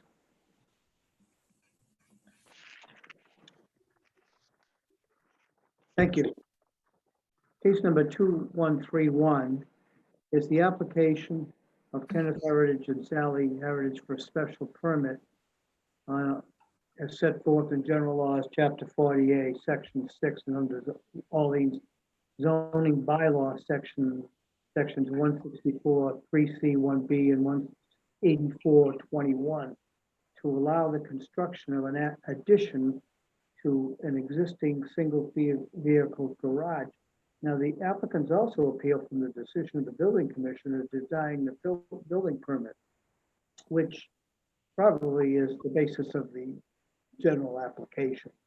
But in the alternative, the applicants have applied for a variance to allow the construction of an addition to an existing single vehicle garage. And this property is located at 12 Freeman Lane, Orleans, map number 5, parcel number 10. Thank you. This is, for those who are following this will be at page 168 out of 162 on the downloaded document. And who is representing the applicant? That's me, Mr. Chairman, Ken Heritage. Very well. I didn't think this Welcome, was sir. big enough to require an attorney. Very well. Well, we'd like to hear from you and tell us what you want to do and how we can help you out. All right, this is another non-conformity issue. The house presently has a non-conformity in the matter of building coverage, and it is currently 0.2% over the allowable. At our age, we need another garage. We can't keep walking through the parking lot.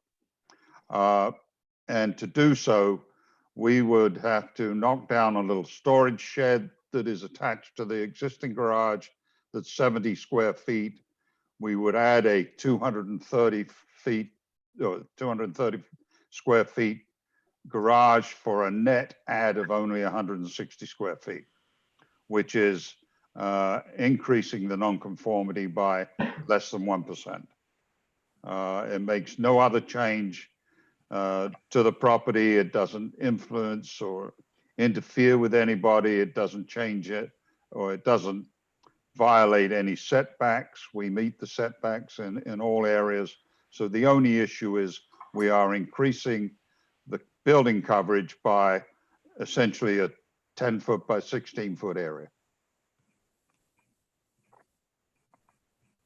So the dimension that you need relief from is building coverage. Yes. And we're already non-conforming in that area. This is one of the older houses around here. It was built around about 1950. And the net addition in terms of volume is 160 square feet, the way I understand your. Yeah, the area, yes. But the garage is going to be minimal in size. It will only be like 19 feet, 4 inches long and 11 foot 6 wide. It'll get my wife's little car in there, but it won't get mine. I saw you smile at that. I'm thinking,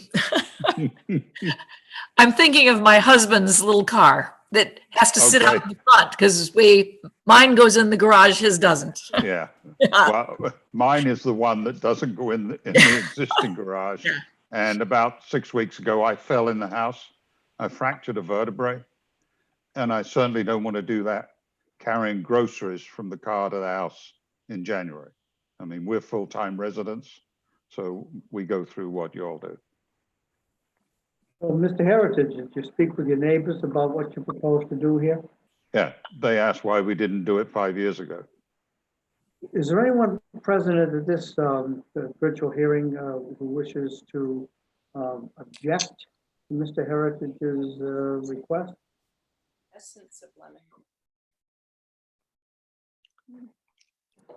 I move to approve the application. Is there a second? Oh, I suppose I should designate 5 people, 5 members, which I will do myself, mainly because I'm the chair, and not for any other reason. Ms. Icoll, Mr. Cole, Mr. Mulligan. We will do that 5, Stacy. You need one more, I pass. And Mr. War, I will, it's the 5th. Then we will, hearing no objection from any other, anyone else present, we'll close the hearing for taking of evidence and proceed to a roll call vote on the motion as seconded. Okay. Ms. Eichholt, Yes. Ms. Van Giesen, Yes. Mr. Cole, Yes. Mr. Mulligan, Yes. Mr. Taub, No, it's Mr. Marnick you want. Oh, I have to vote, apparently. Yes. Mr. Marnick, Yes, and Mr. Waugh. Yes. and the motion carries unanimously, 5-0. Thank you for your patience, Mr. Heritage. That's fine, and I appreciate all the work you all do, and it's past my bedtime. There are vacancies on the board if you want to join us. I'm already on the, would you believe it, the July the 4th parade board. So We had want our- all Brits on that board. No, not anymore. Thank you, ladies and gentlemen. Good night. Thank you, sir. Can I see the menu?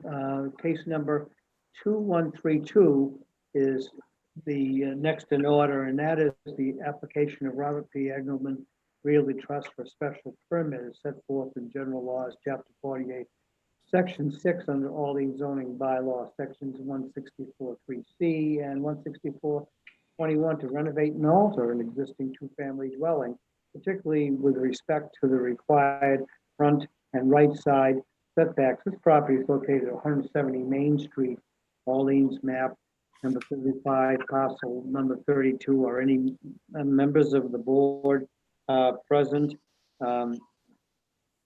Participants in a previous communication with the applicant or any of the applicant's agents which ought to be disclosed to the board, the public, or otherwise constitute a conflict of interest? There is no positive response. Therefore, I declare all members present to be indifferent, and I will designate myself and Mr. Mulligan, Van Giesen, Mr. Cole and Mr. Taub to consider this. And could we hear from the applicant? Yes, this is Thomas Moore from the Thomas Moore Design Company, representing the Robert Engelman Realty Trust. We're requesting a special permit to do some renovation to this existing house. This existing house was built in 1870, and we're trying to bring it back to life with by incorporating, raising this house up, putting a new foundation underneath it, and rebuilding a couple of different sections of the house. Requesting a special permit because it's an existing non-conforming due to the setback from the street and the setback from the side property line. This house is just going to be a kind of a total renovation. We're not changing the footprint at all. Yeah, meaning where for the fronts, we're putting the foundation underneath the house. The other piece is an enclosed porch that wraps around the front of the house. We're going to be removing that and rebuilding that. Part of it will be enclosed space to incorporate some habitable space, and the other part of it will be open porch that's just wide open farmer's type of porch on the front of the house. The other piece that we'll be doing is we're going to be on the right-hand side of the house is the kitchen. We're going to be removing the existing roof and rebuilding it in the exact same structure, same height, same roof pitch, everything. Right now, there's a kind of a mishmash of a storage space up above, and we're looking to kind of open up the kitchen and do a vaulted type of ceiling in the kitchen. Again, we're not changing anything as far as the footprint. This house, we're just trying to bring it back to life with some new updates and some renovation to hopefully keep it around for another 150 years. So with that, if there's any questions, we'd be certainly happy to answer any questions. Very well. If there's any Mr. other- Moore? Yes, ma'am. No, I have one question, well, two questions. I couldn't locate on the drawings that you presented where the front and side the deviations were. The drawings were fine with respect to what you're going to be doing, but I didn't see anything that indicated the non-conformities on a plot plan as an example. Isn't the on the site plan, there's a 19.6 foot dimension from the front to the street property line, and on the right hand side there's a 16.7 foot dimension. Those are the numbers. Were they on the plan? I couldn't find them, that's all. Yes, they are there. Okay. The other question is, what about that big tree in the front yard? That's As far as I know, I haven't had any discussions about it being removed, but as far as I know, it will remain. Okay, thank you. Did I see a raised hand from, I guess it's for me to unmute you, Ms. Larkin? I can't. She has to unmute herself. Yes, hi. Okay, you Hi. have to Can you hear me now? Yes, hi, thank you all. And Yes, you got both of us. We're going to be good in the talking. Carol and Jim Larkin, and we're new full-time residents to Orleans, and it's been really amazing listening to this tonight. Thank you for all the hard work you do. Our next door neighbors, we've met very briefly when we first came up and bought the property in 17. The only question that we have is really the one side where you're putting the kitchen is the side that's very close to our home. That's, I think, the 16-foot-inch side. And we just want to make sure you're not coming any closer, or it's just privacy questions of when you raise it, do you go right back on the same footprint, no taller? Just basic questions about that, what to expect on our part. So that we are not changing the footprint, and the roof itself will be built, I wouldn't say exactly, but very close to, just because of the way things are constructed nowadays, to what it looks like right now. So the intent is not to change anything, just to rebuild it. Okay, just in that you are very close on that side to what is, to our house. Just windows looking into each other is what we were thinking. Hopefully, we're not gonna be doing.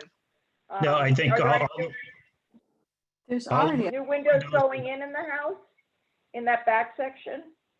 pardon me? Are there new windows going in that had not been there? Is that anything we're allowed to? Not on your side of the house.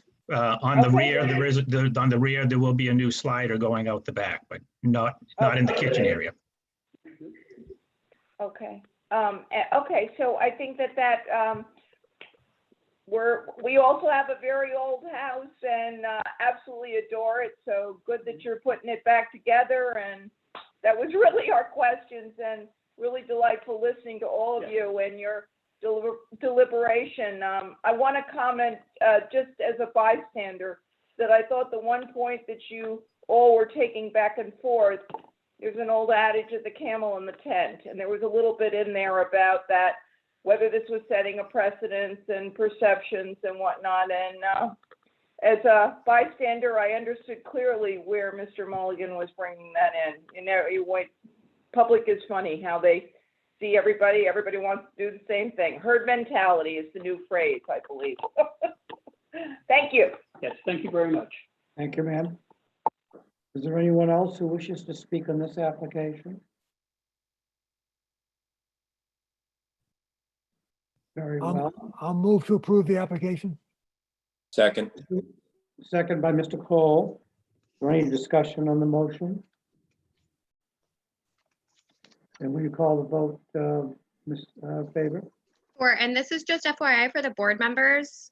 So when alternates are not designated as a voting member of a particular case, during the roll call vote, if you could please state that you're abstaining from the vote for the record. Ms. Eichholt?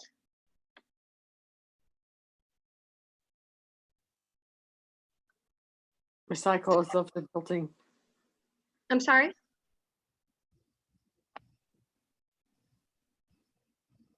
You said you wanted me to abstain, right? Right, but I need you to say it for the record, if you're not. Oh, I am abstaining. Okay. Yes. Yes. Okay, Ms. Van Giesen? Yes. Mr. Cole? Aye. Mr. Mulligan? Yes. Mr. Taub? Yes.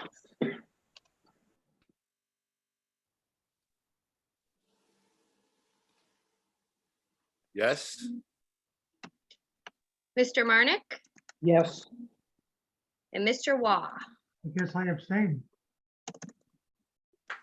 I'll write the decision. Thank you very much. Are you done Have a for the good night, evening. Mr. Moore? Are you done for the night, Mr. Moore? Yes, I am. Thank you. Very well. Take care. Wait. We passed. It's done. It's done. The cable in the tent from across, behind the fence, she was putting it. From Mrs. Cummings' old house. Could I see the agenda, please? Thank you. Yeah. This is case number.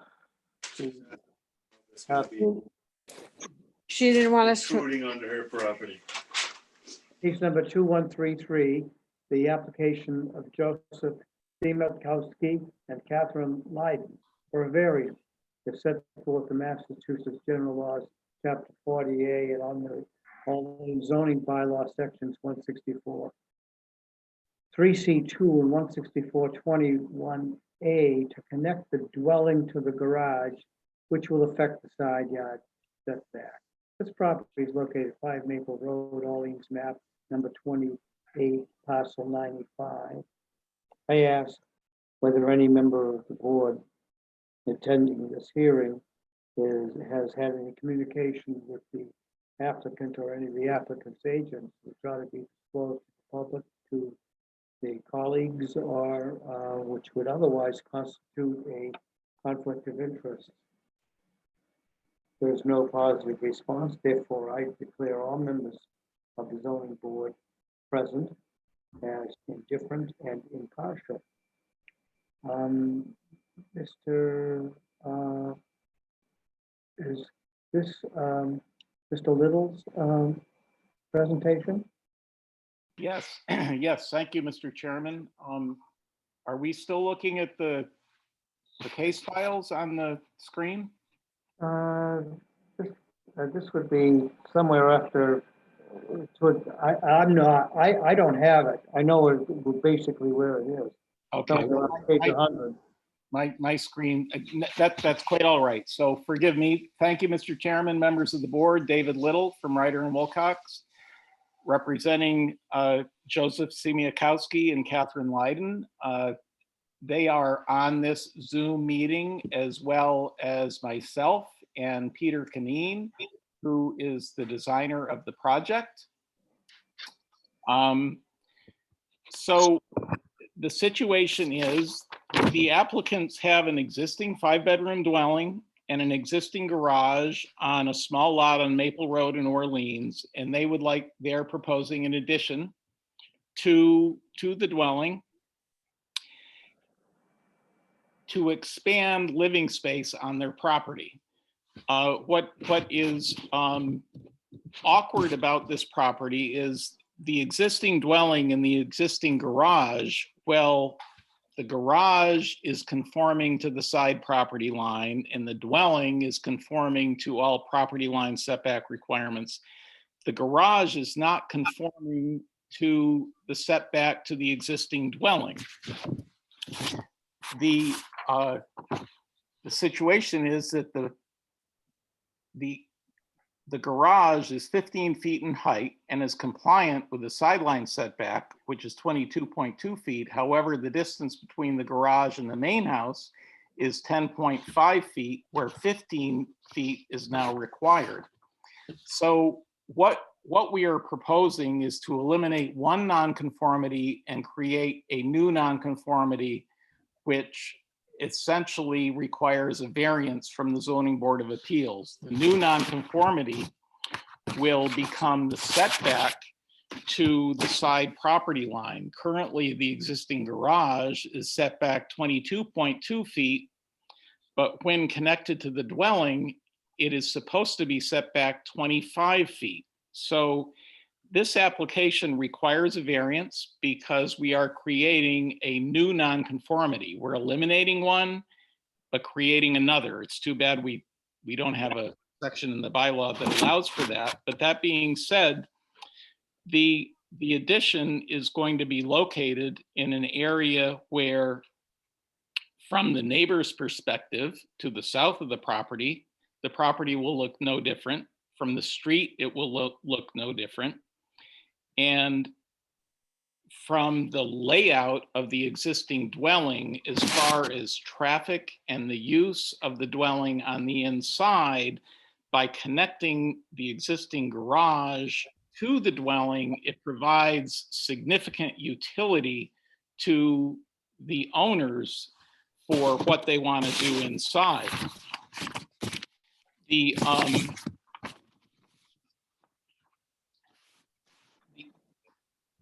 hardship is essentially owing to the pre-existing non-conforming location to the structure, two structures on the property.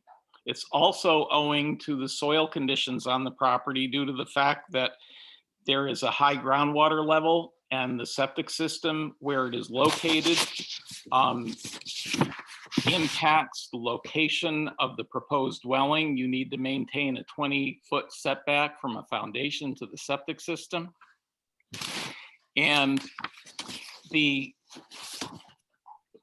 view, excuse me, so with respect to the special permit, or excuse me, the variance criteria, we believe that the site, given that we have difficult soil conditions, we have an awkward situation with the building, and we have an existing house, an existing garage that really don't lend itself to building an addition in any other site on the property, is conducive to a variance.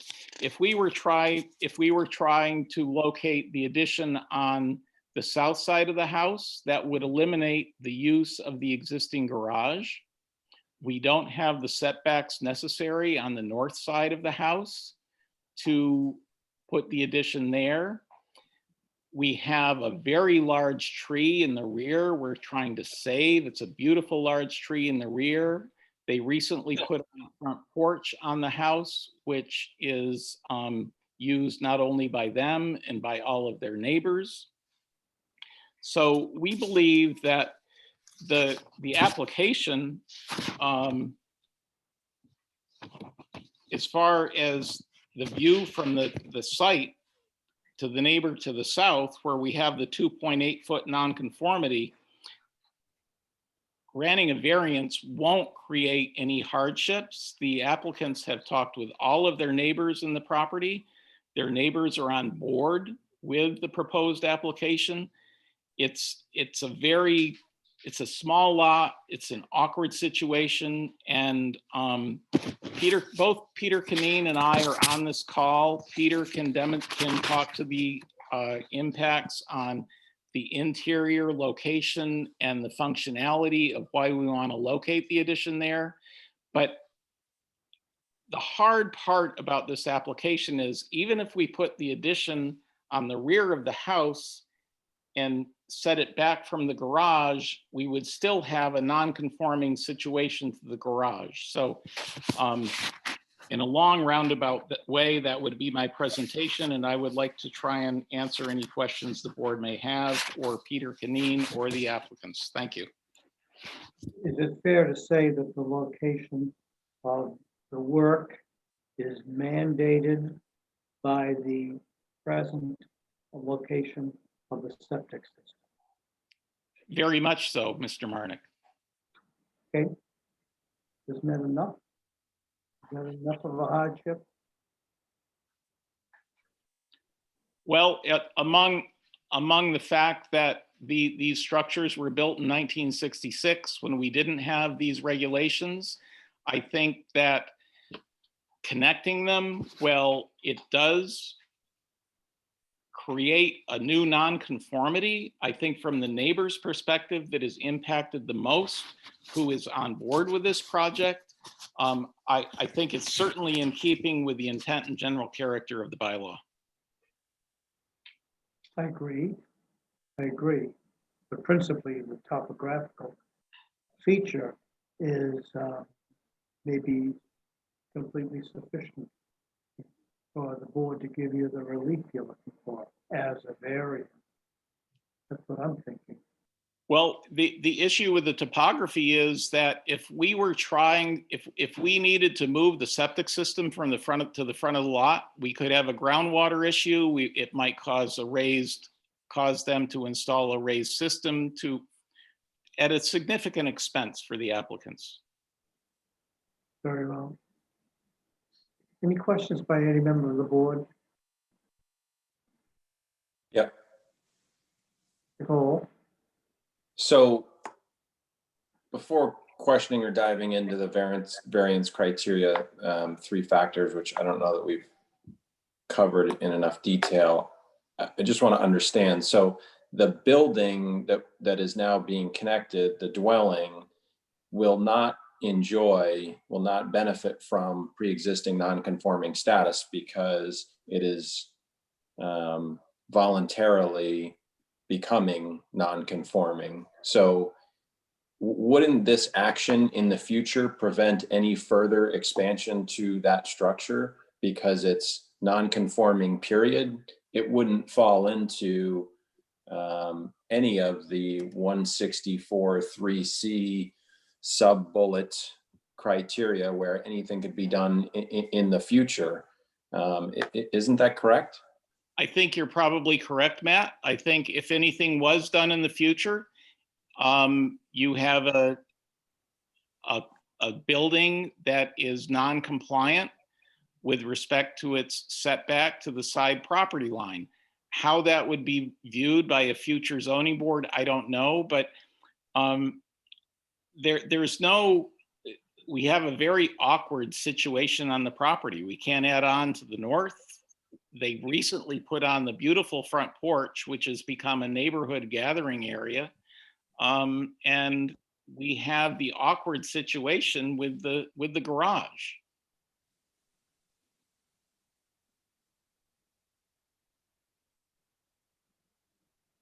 I don't know whose screen is presenting, but we're seeing, I don't know what just happened. I don't know either.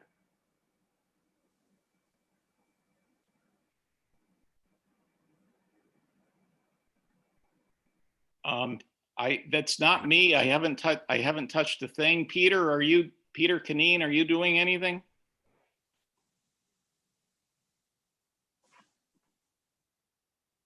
Okay. there we go. Anyways, I just think that's a very unique situation where, again, you're voluntarily making the building non-conforming. So, you know, perhaps to do anything, to do any further modification, the garage would have to be removed, which I suppose is no different than the conundrum that you're faced with now. So perhaps it is what it is. But again, the idea that this will not benefit from pre-existing non-conforming status because it wasn't, I think it's just important to point out. I agree. That's a good point.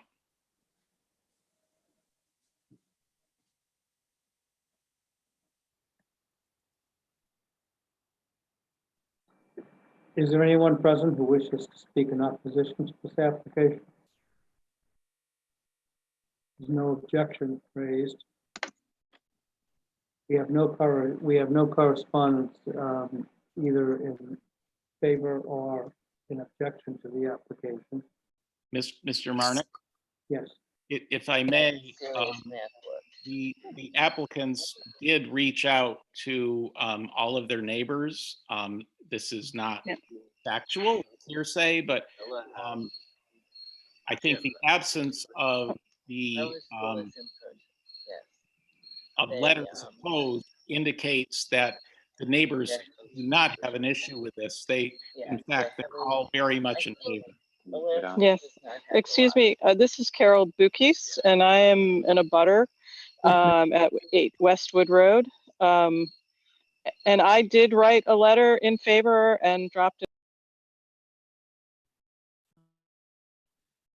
Excuse me, this is Kathy Lyden. We're the homeowners, and Mrs. Bukis just got cut off or went back on mute. She did send a letter, and I know of at least 4 other letters that were sent to the board of support. Thank you for correcting the record, Ms. Lyden.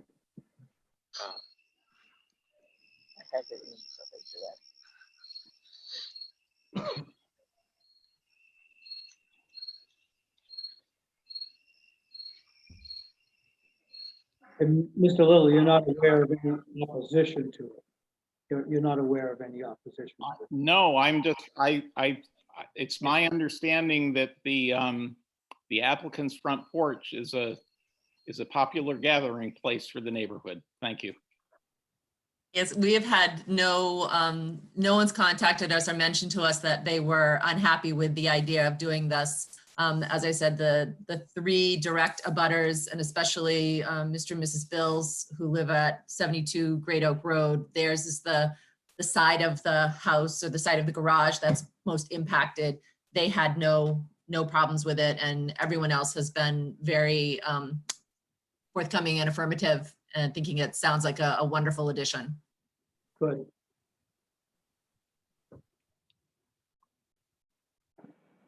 Then I think we can close the hearing on the application for taking of evidence and proceed to a vote. I move to approve the application for a variance.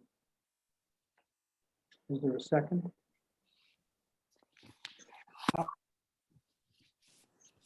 Second. I heard Ms. Van Giesen seconding the motion. Is there any discussion on the motion? Then would you call the roll call vote, please, Ms. Faber? Sure. Ms. Eichholt, Yes. Ms. Van Giesen, Yes. Mr. Cole, Yes. Mr. Mulligan, Yes. Mr. Taub, Yes. Mr. Marnick, I abstain. Mr. Waugh. Yes. Motion carries unanimously. I'll write the opinion.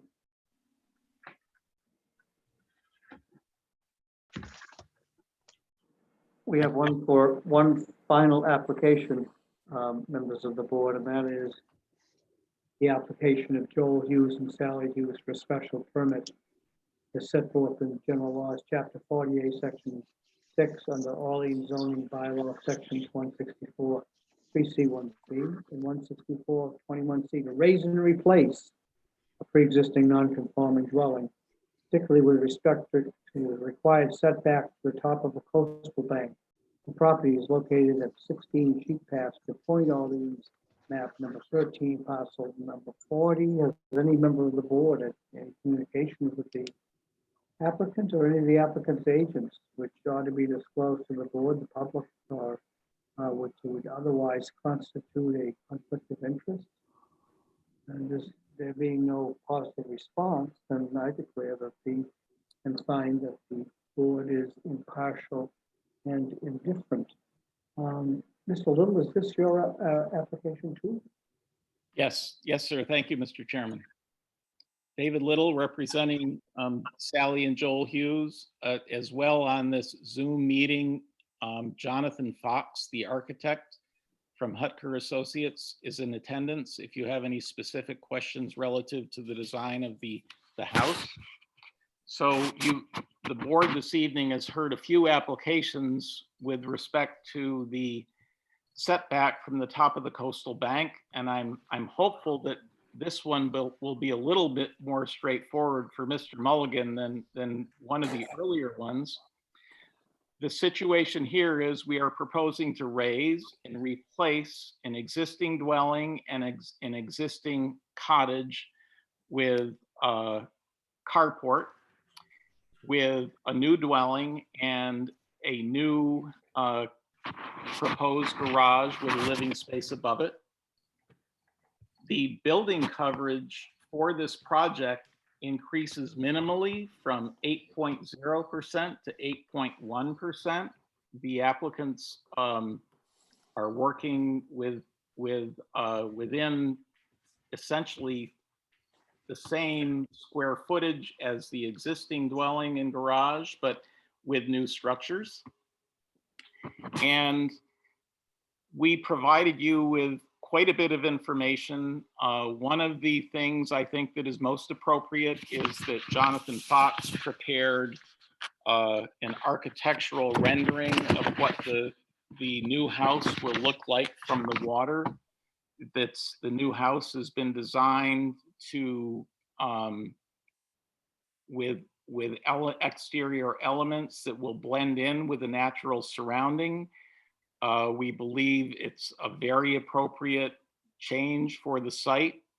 And then specifically with respect to the setback from the top of the coastal bank, which is our only reason that we are here before the zoning board this evening. Presently, we have a 10-foot setback from the top of the coastal bank where a 14.7-foot setback is required. So we have a 4.7-foot nonconformity. The new dwelling is being moved significantly further back from the top of the coastal bank. And the new dwelling will only have a 2.9-foot nonconformity. So with respect to the nonconforming nature for this dwelling on this property, we are reducing that nonconforming nature. So we attended several meetings with the Conservation Commission. I don't know if you are aware, I know a couple of members are, but they have an aesthetic component of their zoning bylaw, which requires that buildings blend in with the surroundings, and they approved the project. They've issued an order of conditions for it. Chris Buccino has designed a landscape plan that makes use of rain gardens to re-infiltrate the stormwater runoff from the dwelling into the ground rather than using dry wells and things like that. Wilkinson Ecological Design has prepared an invasive management plan whereby they're removing invasives on the property and they are restoring the property with a completely native habitat. Where that's not part of your purview, I think it's important to point out that the applicants are, through the Conservation Commission process, have done everything that they've been asked to do. And I would hope that you would see that this is certainly in compliance with your regulations and not a detriment to the bylaw, and could grant a special permit for the reduction in the non-conforming nature to the top of the coastal bank. I'll answer any questions. Thank you. Are there any questions, members of the board?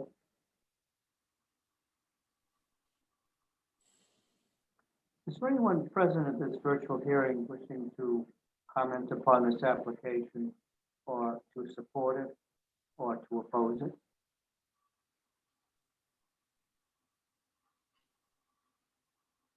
Then, there being no questions and no further comments by the public, then this hearing is closed for taking of evidence, and you may proceed to consent of the board. Is there a motion to approve the granting of special permit? So moved, Mr. Marnick. Mr. Cobb's motion, is there a second? Second. Mulligan second, any discussion on the motion? In this favor, you may poll the board. Ms. Icold, Yes. Ms. Van Giesen, Yes. Mr. Cole, Yes. Mr. Mulligan, Yes. Mr. Taub, Yes. Mr. Marnick, Okay, and Mr. Waugh. Yes, and I would like to thank the architect for doing an excellent job on the presentations that I reviewed. I thought they were great. thank you, Mr. Fox. Thank you, guys. Thank you, everybody. As usual, Jonathan had to do all the lifting on this. Well, David, you sold it quite nicely, so thank you. Thank you, Mr. Mulligan. Very welcome. And thank you, board. I think I want to commend you. I understand this hasn't been an easy process, but it seems as though you've gotten this Zoom thing down to a science, and the applicants are very much appreciative of the fact that you've started holding hearings again. It was our longest stretch in years without seeing you, David. The board missed you. You've done this before, Mr. Little? Oh, my goodness. Really? Shocking. Nice to see you, David. Thank you. Well, members of the board, this may be the first time, certainly in my memory, that there was ever a hearing in the month of August. Some strange cultural reason, there was always a vacation or a sabbatical from zoning board hearings in the month of August, something which will never happen again, whether or not there's a pandemic. There is one, I would like to a motion to approve the first two of the three sets of minutes.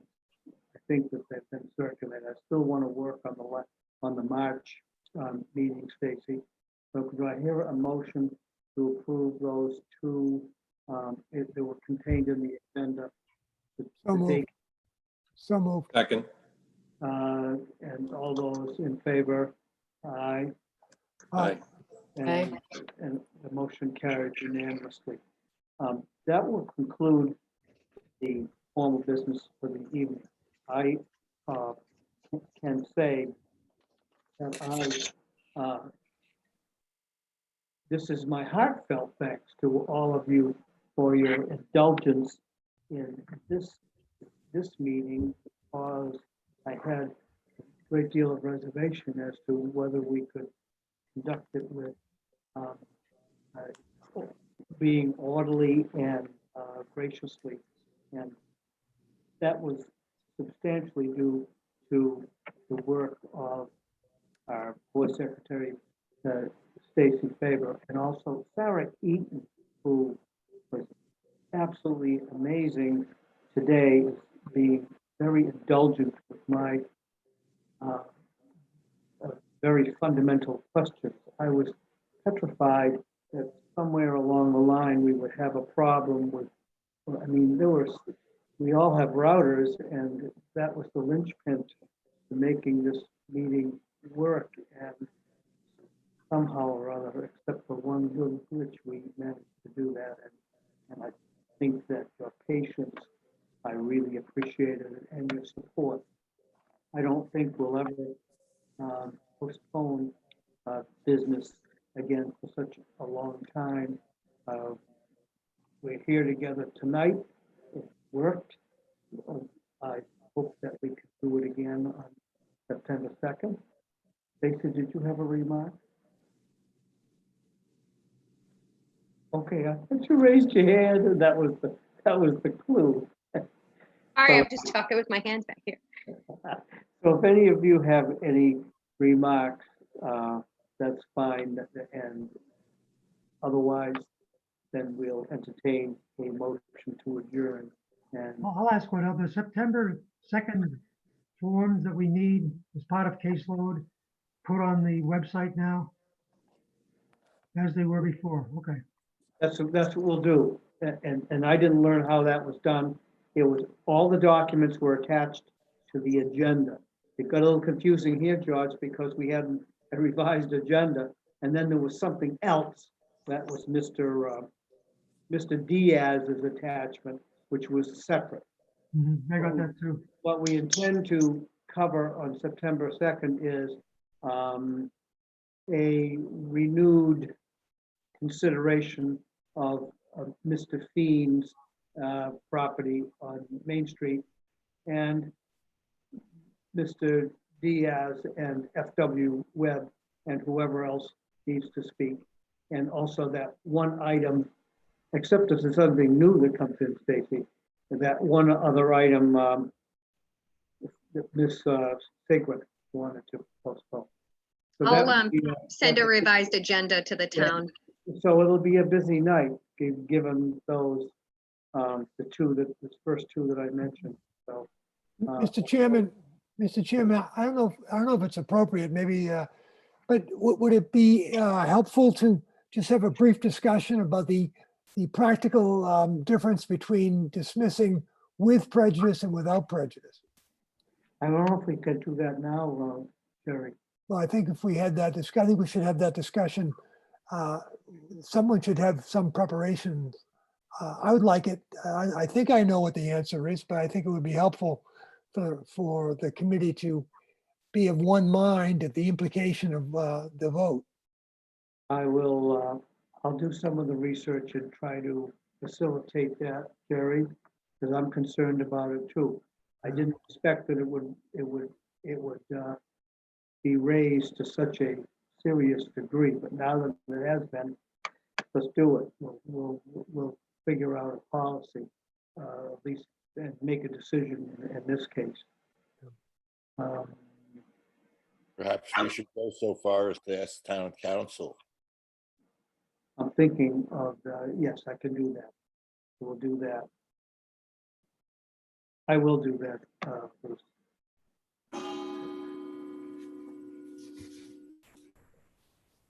Very well. 9:30 somewhere. Isn't one of the big differences that if you basically withdraw it without prejudice, with prejudice, they have to wait a long period of time to reapply? Like 2 years. Yeah. I think was it 2 years, I think. 2 years. And that's the basic difference. Beyond that, I believe they can just reapply whenever they wish. That's right. Procedures. So those are the basic difference I understand. That's the way I understand it too, but it appears, and I think we've seen one applicant come back within the year, because what they did is they heard a lot of the objections.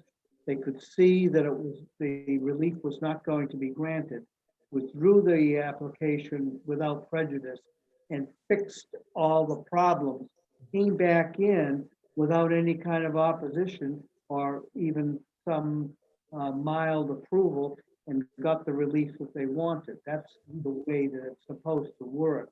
Here, I applaud all of you for having an open mind about the FW web application, because there's been far too much in the media and on the street talk concerning it. And I know that all of you kept an open mind and were indifferent. And some of the material or objections that I read, in, for example, a letter to the editor, were quite disturbing to me, because I know that the zoning board and other public boards who consider application have utmost integrity, and to affect that was, I felt quite aggrieved. But anyway. Move Night, to adjourn. everybody. I'll move to adjourn. In a second, Second. all those in favor? All right. Aye. Aye. Thank you, Wald. Thank you, Sarah.